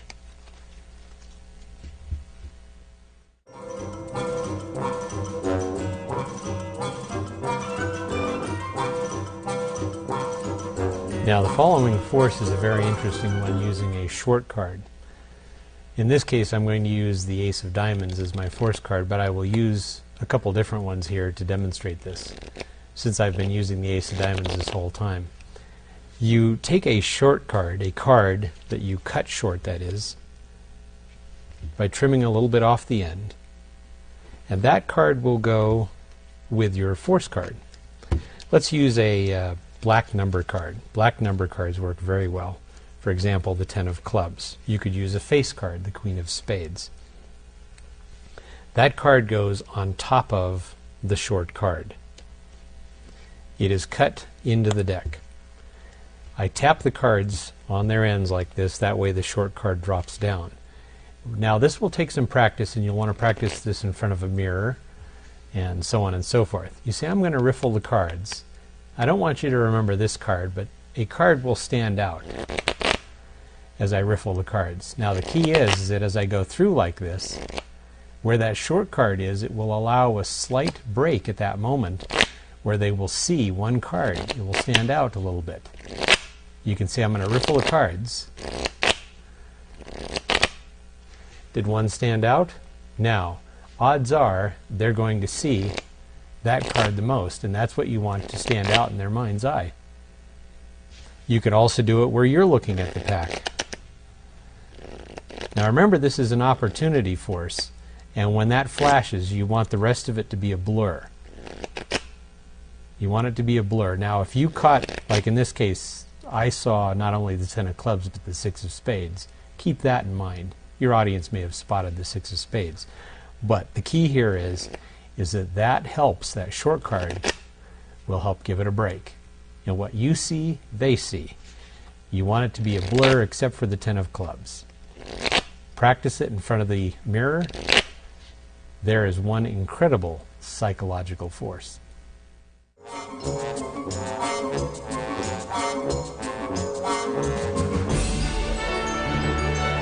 Peeking a card, a very interesting thing.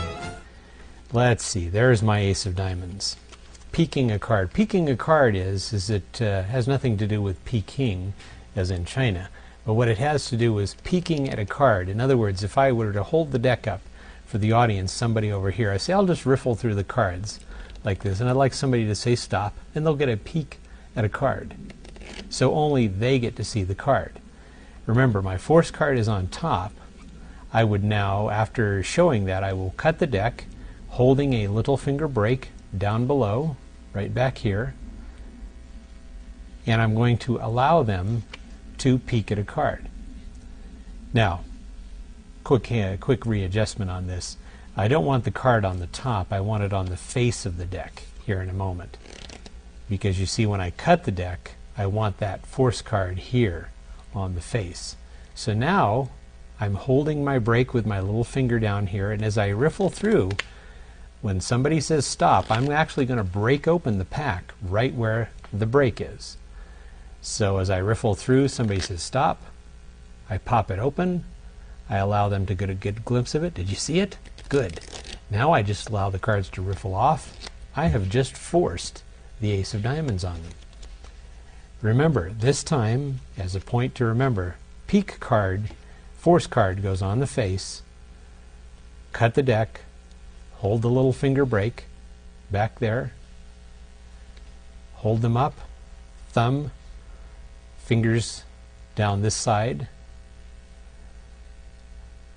Notice the grip of how the cards I'm holding, thumb goes at the back, I riffle these cards, and when they say stop, I'm just going to naturally pop open at that point. Practice this. It's a different grip on the cards than you're used to. Allow these to riffle off, set the deck down, and you have just forced a card. An excellent force, the peek force.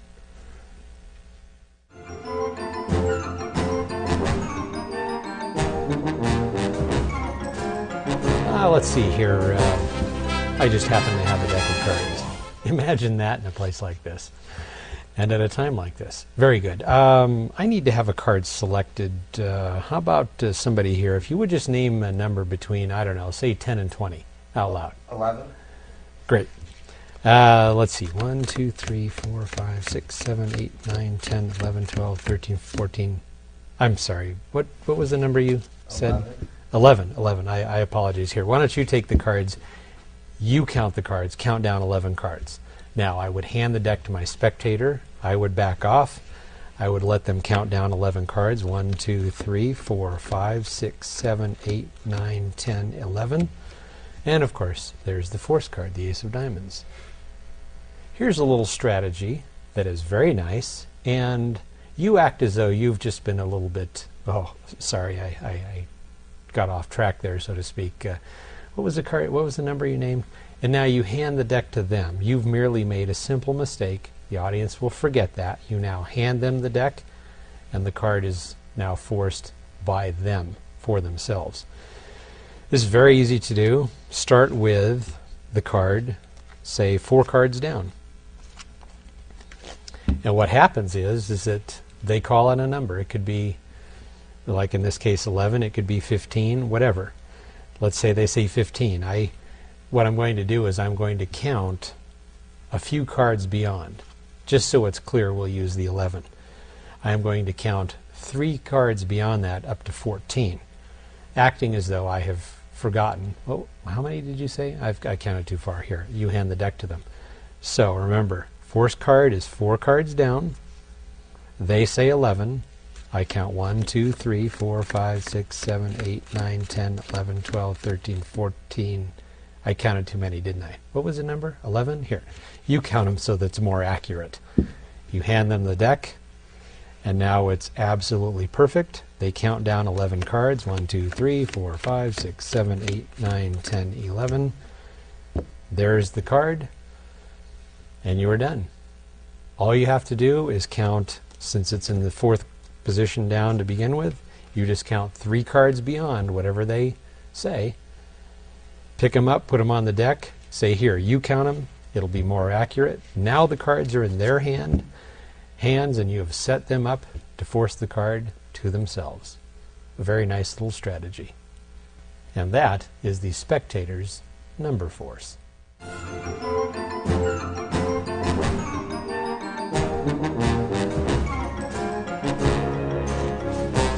Here's a delightful little way of forcing a card. You ask your audience to cut the deck. You're going to ask them to cut the deck wherever they like. You will then allow them to take a look at a card. So now you show the actions like this. But you say, I want it to be where you have absolutely no idea in the deck where you're cutting. I want it to be a real secret, hidden so only you know what the card is. So I bring in a handkerchief or a bandana. It needs to be a scarf that the audience can't see through. I now tell my audience that I will cover up the deck of cards like this. And while the cards are under cover, I want you to, can you feel the cards there? You will ask them, they reach out and they grab the deck. Yes. You say, I want you to lift up half of the pack like that, wherever you like, and I will show you the card you have cut to. Now, here's what happens. The audience will cut like this. I now pull the deck out from underneath, and I hand the card that they have cut to. In this case, of course, you can see it's our Ace of Diamonds. This is wonderfully devious as far as a card force goes. Here's what happens. Try this. This will definitely become one of your favorite forces. The card that you're going to force is on top of the deck. There it is, our Ace of Diamonds. Now, when the cards are covered by the handkerchief like this, it is a very simple procedure to, when the hank is over the deck, turn the deck over in your hands. So now the deck is face up. The audience will feel the cards, and in their mind's eye, they have a picture of this deck as though it's face down. But it's actually face up in your hands. Now, pretend for a moment that the handkerchief is over it like this. They reach down, they can feel the deck through the hank, yes. Now, when they pick up about half the deck, all you do is turn the other half over underneath. There, right there, is your original top card. You pull the hand out from under the handkerchief. They're holding the deck through the handkerchief right now. And this is what it will look like. You turn over the half underneath, pull the deck out, offer them to take the card they have cut to. Of course, that is your force card. This half goes back under. You can even just at this point just take these cards from the spectator, allow them to remember what their card is. Now you take the deck out, put it together, put it to the side. You can have a prediction now written on a little piece of paper, clipped under the clip of a ballpoint pen, for example. Say, would you read my prediction, please? And your prediction says, the card you will cut to is the card I have predicted, the Ace of Diamonds. Once they read that, of course, they are going to be absolutely astounded. You can take the balance of the deck, set it on the table, and allow them to look at the cards.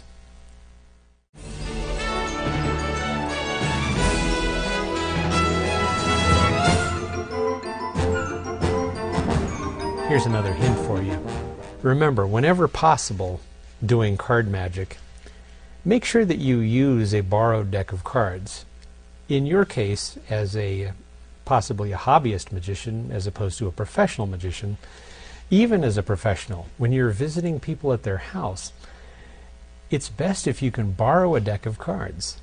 Say, do you happen to have a deck of cards in a drawer somewhere? Yes, they would most logically say. Everybody usually has at least one deck of cards. Now, take the cards and you're ready to perform some great magic. Remember, if the person even had the least bit of a hint in their mind that trick cards exist, or they had seen a trick deck of cards at a magic store or at a fair somewhere, they will know that that's a regular deck of cards. That's their cards. So now you use that also as a reinforcement. They have cut the cards, they have looked at a card, it will be your force card, for example, and then later on you can refer back to that. By the way, those are your cards, aren't they? Yes. And if they hadn't really thought about it till that moment, it will land on them like a ton of bricks. So that's an important aspect. Borrow the deck whenever possible.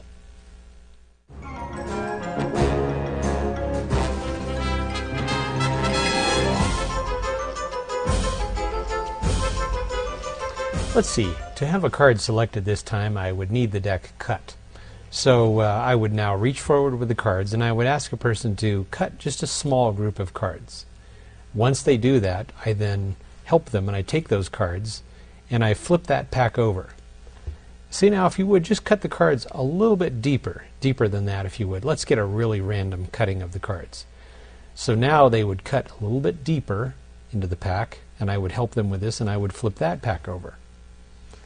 I now spread the cards either between my hands or on the table, showing them that they didn't cut to any one of these cards, but here's the card that they cut to. So please remember that. In this case, you'll notice it's not the Ace of Diamonds, it is a different card that I'm forcing, the Ten of Clubs. And I'll tell you why I've done this. This is known as the cut deeper force. Here's what's happening. This is actually the original top of the deck. Now I've put my Ace of Diamonds, the card I've usually been forcing, right here.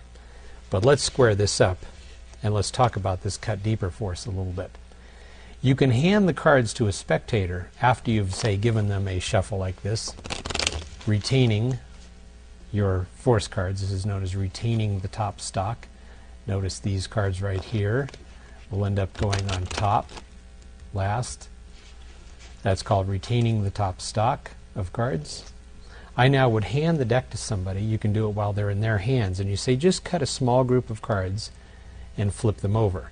Now notice that's the top of the deck. Now you say, would you cut them again? Cut a little bit deeper and then flip it over. Let's really make this random, is your verbal ambiguity that you're using. So they flip that over again. You say, we've cut even deeper this time. Sounds important. You now can take the cards back from them and you can spread them out like this between the hands, or you can spread them on the table saying, look, you didn't take any of these cards, but right there is the card you did cut to. And by the way, unknown to them, that's the original top card of the deck.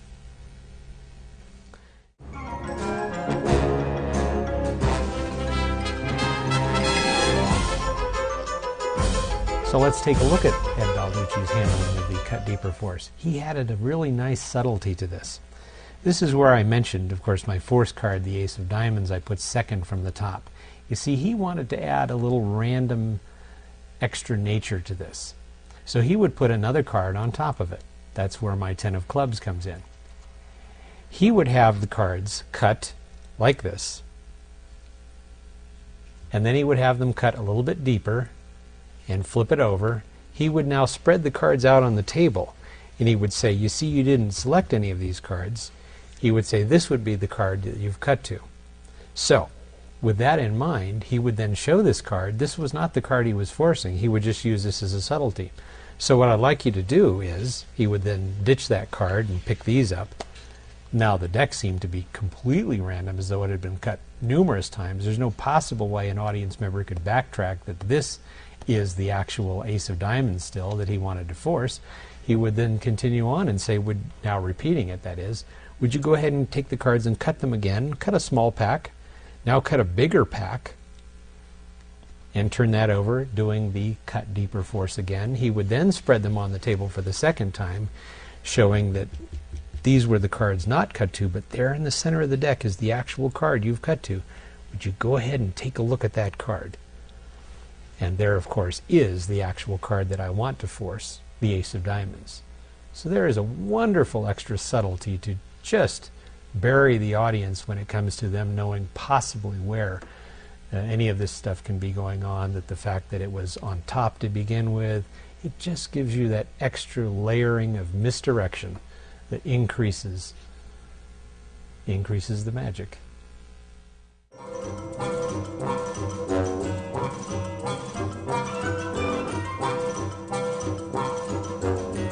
We'll call this the bluff force. In other words, it's kind of based on what they call the bluff moves or the bluff pass.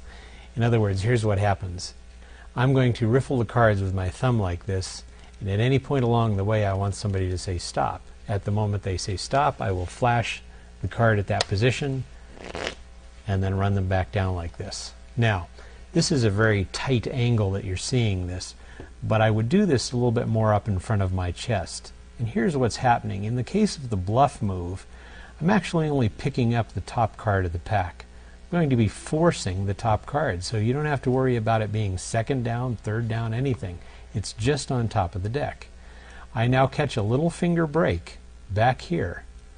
And what I'm going to do is I'm emphasizing with my thumb running through the deck. I'm going to ask them to say stop, at which point I want my audience to believe that I have picked up this entire pack. I'm actually merely picking up the front card of the deck, or the top card of the deck. I would keep this hand down deep, leaning forward, tipped forward, so the audience can't see how many or few cards I have in my hand. I would pick this up as though I'm holding a pack of cards, and I would let them see that card. I would then slap it down on top of the pack, riffle. That gives a feeling as though it were in the center of the deck. I can set the deck down, and not only have I forced the card, but now I have it on top of the deck. So I'm even in a better place to move ahead as far as strategies go. I could even possibly palm the card off the top of the deck at this point and deliver it to a pocket or any number of possible other strategies at this point. So this is the bluff idea of forcing a card. Whatever it is, you can just even spot whatever card's on top of the deck. You can do it a number of ways. You can tip the deck over and push the card off with your finger, catching a quick glimpse. You would do this very subtly and casually while the deck is back tipped toward you, as you maybe gesture, the gentleman right here in front of me. So I've caught a glimpse to see what that card is. I now catch a little finger break. I have him say stop. I pick up what apparently is about half the deck. I say, just take a quick peek at that card. Good. Slap it back down. Riffle. They think that card is lost anywhere in the deck. Set the deck down. You have just forced a card. We call that the bluff force.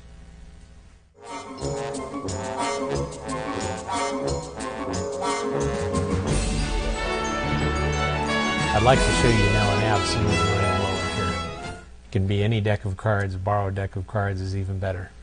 I would ask my audience to shuffle the cards as much as they like. Now what I do is I tell them I'm going to make 2 predictions of the future. You've shuffled the cards. You're happy with your shuffling? Excellent. Let me just take a quick look at these cards. I'm going to look into the future. By the way, if you were wondering the direction of the future, it's kind of over here just to your left slightly. Let's see. Notice, watch my hands very carefully. I'm not going to change the order of the cards necessarily. I'm just going to make 2 predictions of the future. Yep, I'm not going to stack. That's a good one. That's a good one. We'll place these to the side out here where it's, well, they're in full view the whole time, of course. And take the rest of the cards, if you would. I would now hand the spectator the cards, and I would say, would you deal a pile of cards onto the table, as many or as few as you like? By the way, why don't you take a few out of the center of the deck? That's good. We'll make this even more random. Why don't you take a few off the bottom? Good idea, good idea. Neatness is important there. I'm just kidding. Take a couple more off the top. 1 more off the top. You're happy with that? Great. Excellent. You see, I like to use fewer than the whole deck. Let's get rid of those cards. You've taken a group of cards. You're happy with the number of cards you have? Perfect. If you would, go ahead and deal them back and forth into a couple of piles here like this. Singly or doubly. It doesn't matter to me. However you like to do it, that's good. Like this. Perfect. Let's think about this for a moment. You shuffled the entire deck of cards as much as you wanted. That is correct. Yes, it is. You took cards off the bottom of the deck, the top of the deck, out of the middle of the deck. You couldn't have taken a more random group of cards, and I asked you to put them into 2 piles. If you would, turn over those cards. My spectator now turns over the cards. Fascinating, I reply. Before everything started, I had 2 predictions of the future. Take a look. Incredible. Here, and when this is done with a spectator, this will be one of the single strongest mysteries you will ever perform for them. It's very easy, and what you have actually done is force a couple of cards. And it all happens during the course of the mystery. You see, the deck is legitimately shuffled as much as your audience wants. You are now going to bury in the presentation the force so cleanly that the audience can't believe it. After the audience has shuffled the cards, I now take the deck back from me and I keep the cards, the faces, away from the audience. Now I tell my audience I'm just going to casually spread through the cards and try to see into the future. But here's what I'm really doing. I'll tip the cards so you can see. This is the top of the deck down here. What I'm going to do is note what these 2 cards are at the top of the deck. Now notice that one's a red queen and one's a red 4. Once I have done this, by the way, you'll also notice at a quick glance here, the next red queen is right here. That's okay, don't worry about that. After I have quickly noted what those cards are, I reiterate to the audience, I am just going to take a couple of cards out of the deck as predictions. Now what I'm actually doing is I'm acting as though I'm thinking deeply about this. I'm merely going to remove the other red 4 and the other red queen. One little strategy is to pause for a moment, push a card up and say, no, not that one. You continue running down and now you pull out the other card. Don't worry about it being near the top. Remember, the audience doesn't know what's about to happen. Repeat to your audience, I have just made a couple predictions of the future. Otherwise, I have not changed the order of the cards, correct? Well, allow your audience to reply yes. It's good to get a little yes out of them. You now hand them the deck of cards. Remember, these 2 cards match those 2 cards. Ask your audience to deal a few cards into a pile on the table. What you're doing is you're allowing them to at least take the first 2 and maybe 3 or 4. Stop them at that point and say, here, why don't you make this really random? Take a few out of the center. That's good. Just like that. Perfect. Remember, the deck is in the audience's hands when they're doing this. You are merely directing them. Take a few off the bottom. That's good. Not too many. We don't want the whole deck. Just a number. You're happy with that amount? Great. You take these now back from the audience, place them off to the side. They have a group of cards, and now you ask them to go ahead and, if you would, deal those 2 cards, deal these cards into a couple of piles, 2 piles. They will now do this. You can, as you've practiced this and worked with this, you can say either deal them singly or doubly. It's up to you, back and forth. Now watch them carefully, because they may end up dealing like this. The audience might do this. Remember, those are the cards. They might set both here. They might set both here. They can set them, of course, like this. Now, what you are doing is you are what I call playing to win. If the audience did say this is perfect. You are now going into another force, which is called the magician's choice. I, the magician, am going to choose for you. What I would do is I would say, would you push one of the piles toward me? Let's say they reach forward and they push this one toward me. Remember, that's where the cards are that I want. If they push that pile toward me, I would then take those cards, I would discard these, pushing them off to the side. In this case, the magician's choice, the audience believes they made the choice. They chose to keep this pile. You have allowed them to have your way. If they pushed this one toward me, I would then merely continue as though I had intended this, and I would take those cards and I would immediately discard them, dropping them on my discard pile. So you see what it does is it gives me 2 strategies here. This is the magician's choice. If they pushed it, I would get rid of these. As I mentioned, I would then ask my audience to say, would you turn over the first card? I would then take a look at my predictions and I would toss that out. Now this is where you're kind of making it up as you go. You could then have them turn over this one, and you say, wow, look at that. We got 2 of them. You could have your audience turn over both of those cards, and then you turn these over. If it had turned out that they had a card on each of these, you would have them turn over those cards. I like to smile, pause for a moment, and say, how about that? I give it about a 2-second pause, and then I casually turn these over, dropping them on the matching piles. There is your blockbuster finish. Please remember these important points. You have forced these 2 cards. If they went onto a pile singly, you would force this pile using the Magician's Choice. Secondly, before the revelation is done at the end, and before these cards are turned over, you repeat what you want to be clear in the audience's mind, and that is, you say, let's go back for a moment. Remember, you shuffled the cards, correct? Yeah. You took a number of cards out of the deck at random. You took some off the bottom. You took some off the top, out of the middle. You couldn't have had a more random selection of cards, correct? Yeah. And before everything even started, now you see I'm not completely clear, I'm not completely honest about that. I'm using verbal ambiguity once again. I say I made 2 predictions of the future. And there they are. Now when these 2 cards are turned over, or vice versa, these 2, the impact is incredible. Enjoy, go forth, and astound the world, ladies and gentlemen. And by the way, I hope you use this to your benefit as much as I have in my own professional performances. This will be one of your favorite mysteries. I know it's one of mine.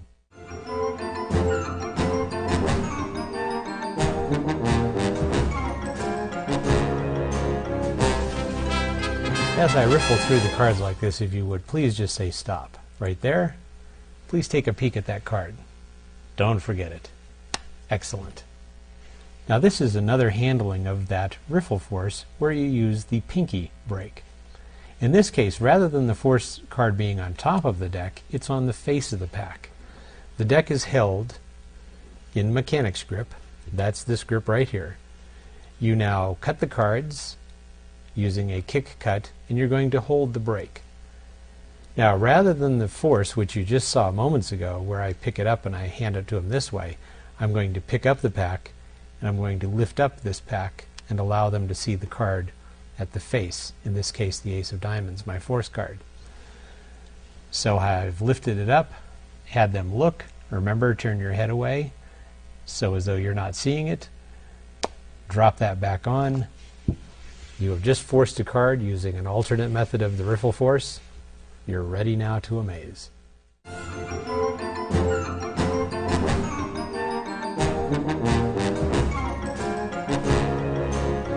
Well, let's see. I need to have a number of cards selected here. So if I could get somebody to cut the deck. That's how you lead into this method of forcing cards from a spectator cutting the cards. Show you what I mean. I'll cut the deck into 4 piles. 1, 2, 3, and 4. Now, those are absolutely random cuts. What those cards could be, it's impossible to know. But there they are. 1, 2, 3, 4 cards. 1 from the top of each of the deck. But it's interesting, you notice this card right here, why, that's an ace. That was from pile 1. This next card is an ace. That was from pile 2. And from pile 3, the Ace of Spades, and there it is, the last one. Look at that. Our audience has cut to the 4 aces. Incredible. Now, this doesn't need to be the 4 aces. And let me show you how this works and how you can use this to force 4 different cards. It could only be 3 cards if you like. Whatever cards you wish to force are going to be on top of the deck. That's the only preparation there is. Isn't that wonderful? You now, if you have 4 cards that you're going to force, you are going to give the cards a quick shuffle, retaining the top stock. There's my 4 aces. I now would place the cards out in front of the audience and I would ask them, I'd like you to cut the cards into 4 piles. to do this, I am going to demonstrate what I want the audience to do. This is important so that they do your bidding, so to speak. You are allowing them to have your way. You say, I'd like you to cut 4 piles like this. There you go. Excellent. Stack the deck back up, carefully watch the spectator, and allow them to do that. So now they will cut 4 piles. Remember, this is the 4 force cards, my aces right here. Here's what happens. There are the 4 aces. I take the top card and I move it forward like this as part of my display of the cards that I have just had people cut to. I now pick up the next one, overlapping it, overlapping, and overlapping. Remember, these are 3 indifferent cards and my ace. I now reverse their order as I continue the 4 cards that came out of the deck at random. These go on top of the deck. Here's my ace. These are the 3 cards I'm going to get rid of, and there's the rest of the aces right there. I turn over the top card in the group as I hold a little finger break. I say, look, now there's surprise number 1, in this case the ace. As I now pick up that ace, I actually pick up the 3 odd cards underneath it, and I ditch them, dropping them onto the top of the pack over here. I continue on. Now I have my aces where I want them to be, but the audience believes these are those other 3 top cards from the packs.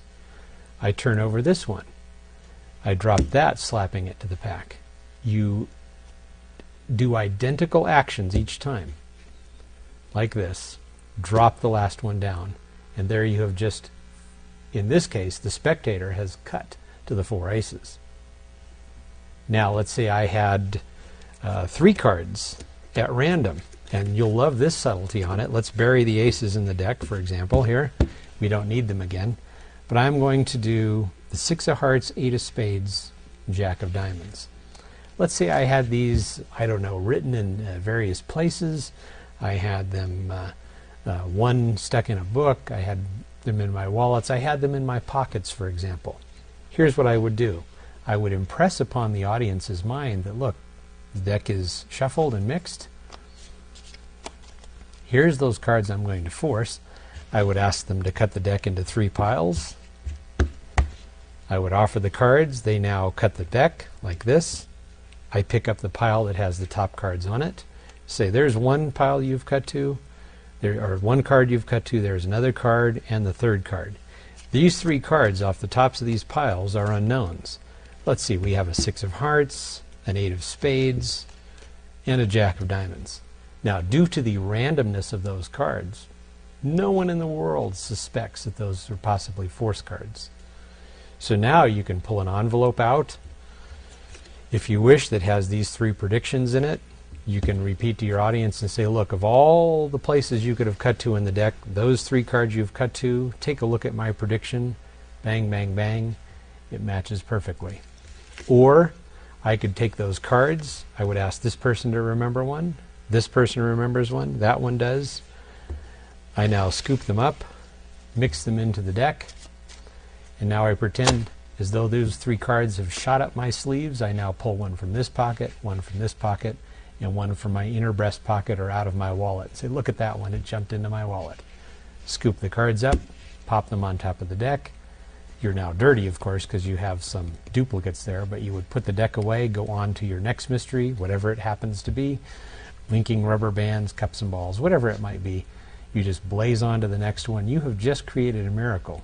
You have forced a number of cards off the piles as though the spectator has cut to those cards at random. Incredible.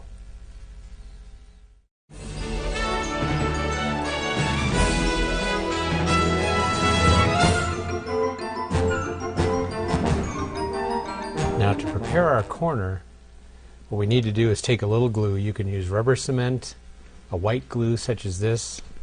You're going to take a little bit of that, dab it onto the card,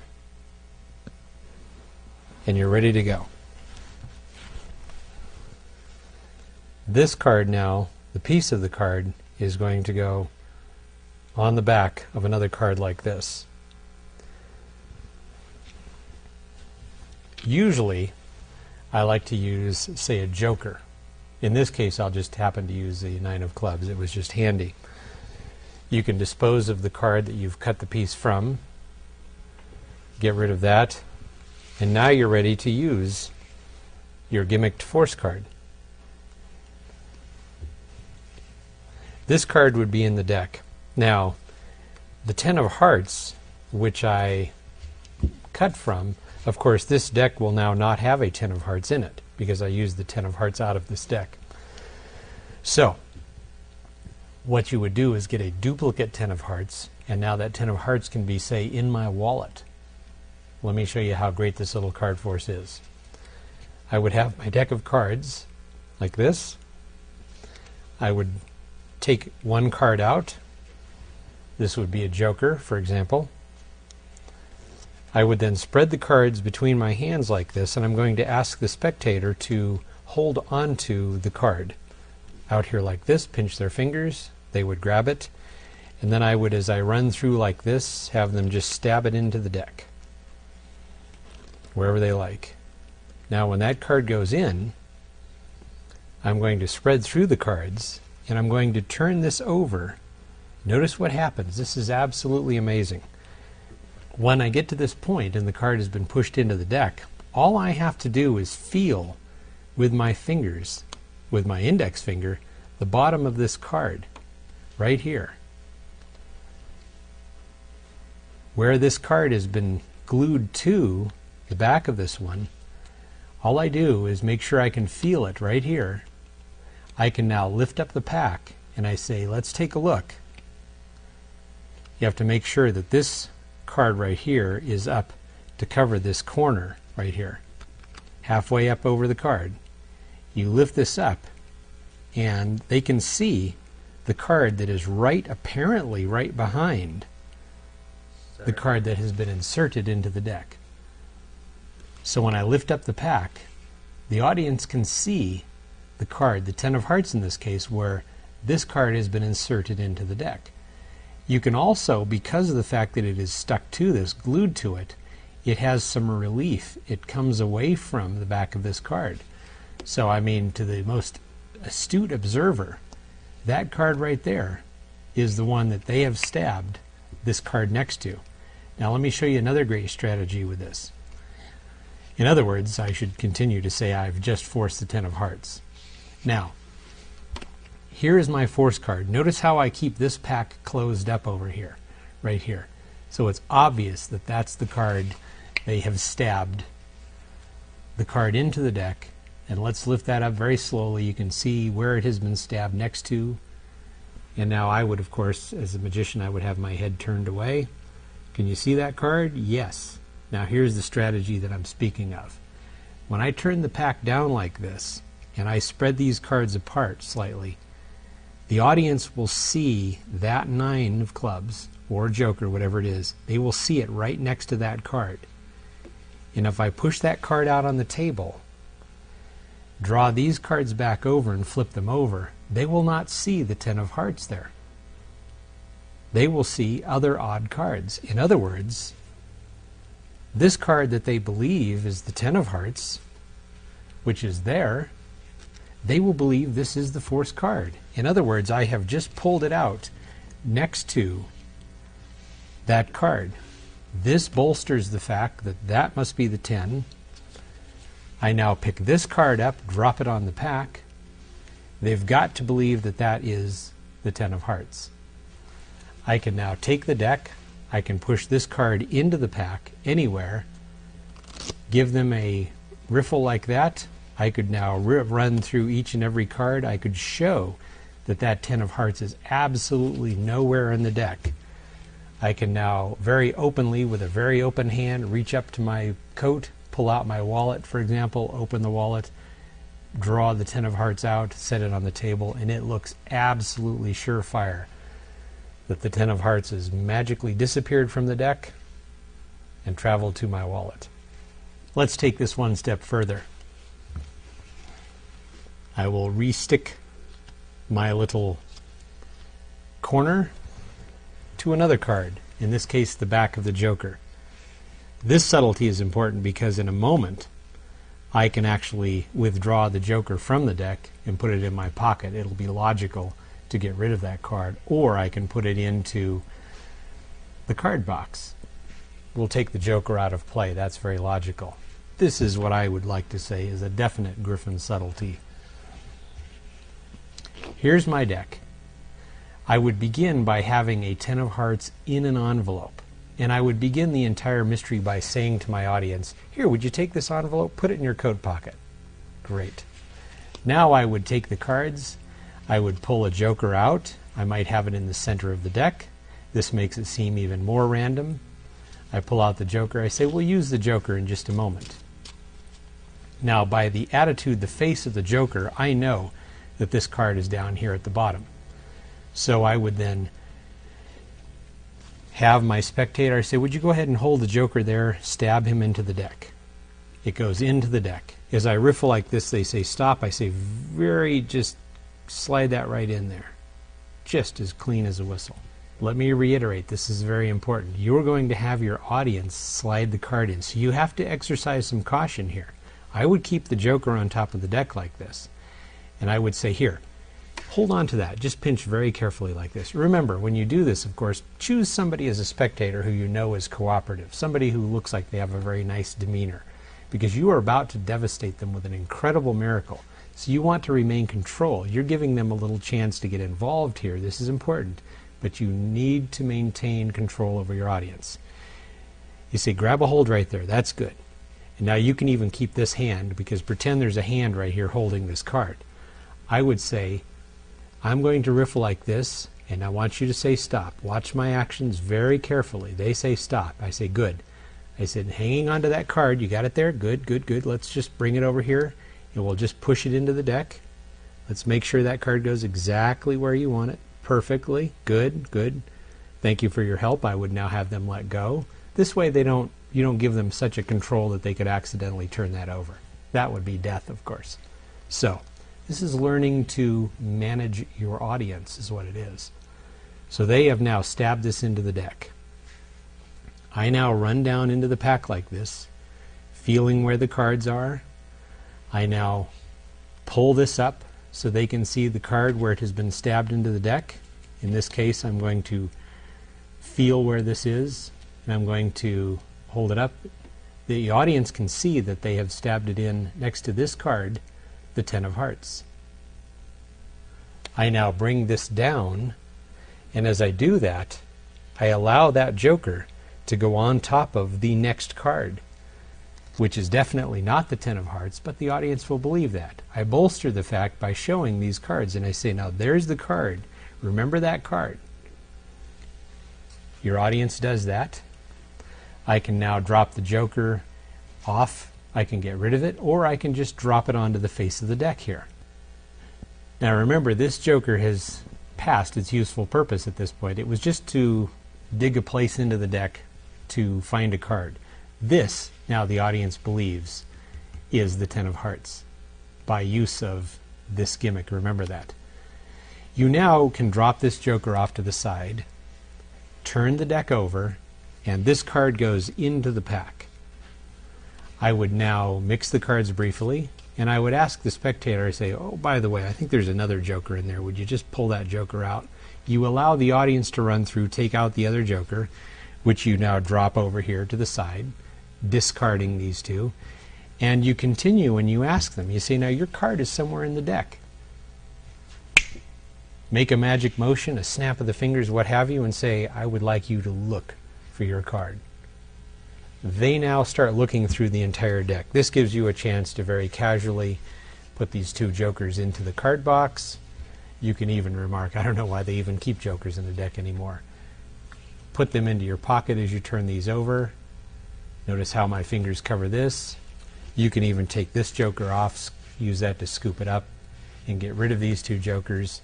You are going south, as they call it, with the dirty work. You're getting rid of them.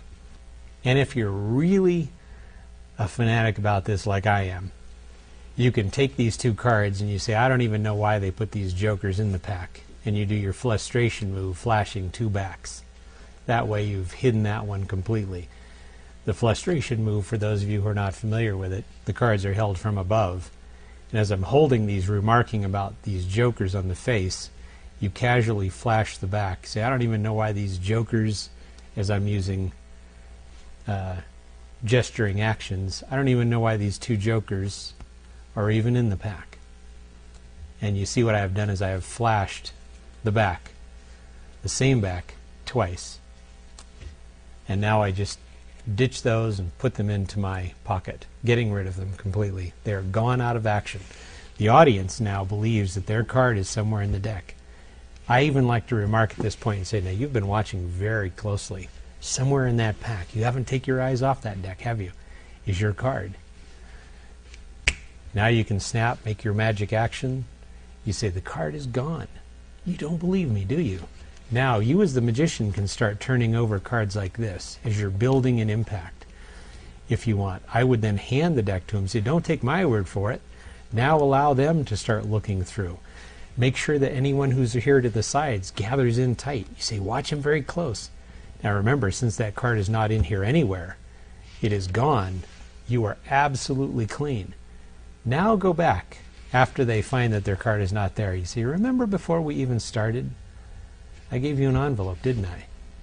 Yes. You see, now it will begin to dawn upon the audience, and they will be thinking, oh no, no, no, it's not possible. Yes, it is. Depending upon how they remark, you really get them on this. They pull it out, you say, it's sealed, isn't it? Tear that open. Would you pull the card out from inside? And of course it is the Ten of Hearts. This will lay waste to your audience. And in fact, you may need to close your set of magic tricks with this mystery right here, because when they tear that envelope open and pull out the card, that will probably be the strongest mystery you do that day, and you just can't top it.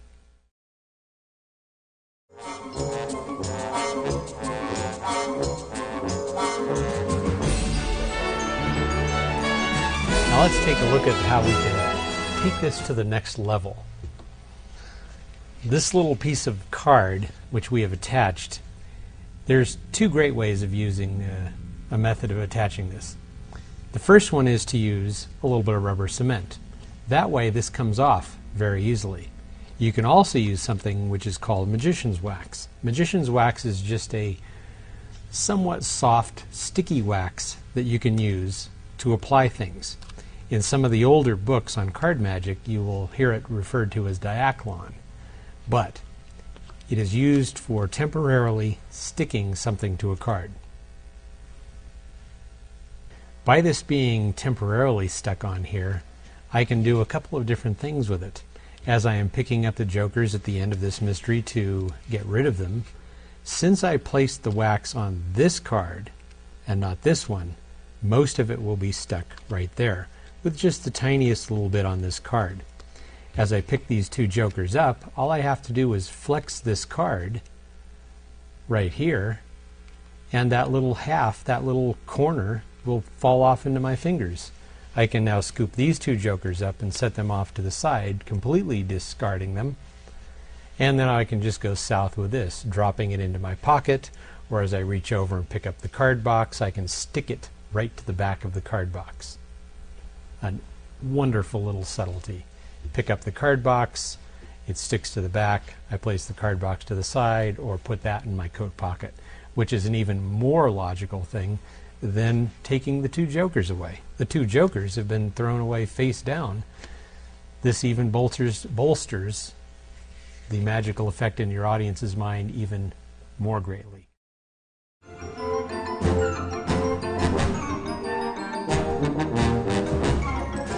Now let's go another level with this whole thing. You don't have to use the two jokers or one joker for this. Let's not use the jokers at all. Let's tell our audience that I'd like to show you a mystery that people have offered me $100 for. You have this in your wallet, and you have this stuck to the back of the $100 bill. You now bring out the $100 bill. It's lying on the table. The cards are spread through, and you take the $100 bill, and it is used as the marker in the deck like this. You can now flip this over, and the audience can see exactly where that $100 bill has been stabbed into. Can you see that right there? So this works exactly as the Joker. The $100 bill gets used as the marker. It goes into the pack. You then flip this over, and they can see right there. There it is. The 10 of hearts. That's where the $100 bill was stabbed into. You now place this out on the table, and you say, if you don't mind, I'll take care of that, and you put that back in your pocket. It's very logical to take that $100 bill away. Now remember, too, the $100 bill in the deck adds a complete new topography to the whole thing, because the dimensions of the bill are much larger. You can have somebody hang on to that. It goes into the deck. And now when you withdraw this out, of course, it's very logical for you to say, if you don't mind, I would like to keep my $100 bill. You make sure that you don't move the cards fast. You just rest those back on the table, and this goes into your pocket. So the dimensions of this compared to the deck are wonderful. Now let me show you how this has been used to absolutely devastate fellow magicians, even more than what you've seen so far. Let me put this in a safe place. One time, when I was in a restaurant, they used to have an ashtray. I don't see this so much in California, but in Nevada, when I was in a casino, they had ashtrays on the cocktail tables. What I did was I took a book of matches, opened up the book of matches, and stuck this little piece into the book of matches. I will use this and fold it over just so you know. Now, on those tables, they would have the ashtray, and there would be a book of matches in it. I took the book out, stuck the little piece of card in, and put that book back into the ashtray. Now, once my friends arrived and they were seated here, I had the ashtray off to the side. I took out the cards, had him shuffle the cards. Of course, the deck was short that force card. The 10 of hearts was over in my pocket or some other place such as that. I now picked up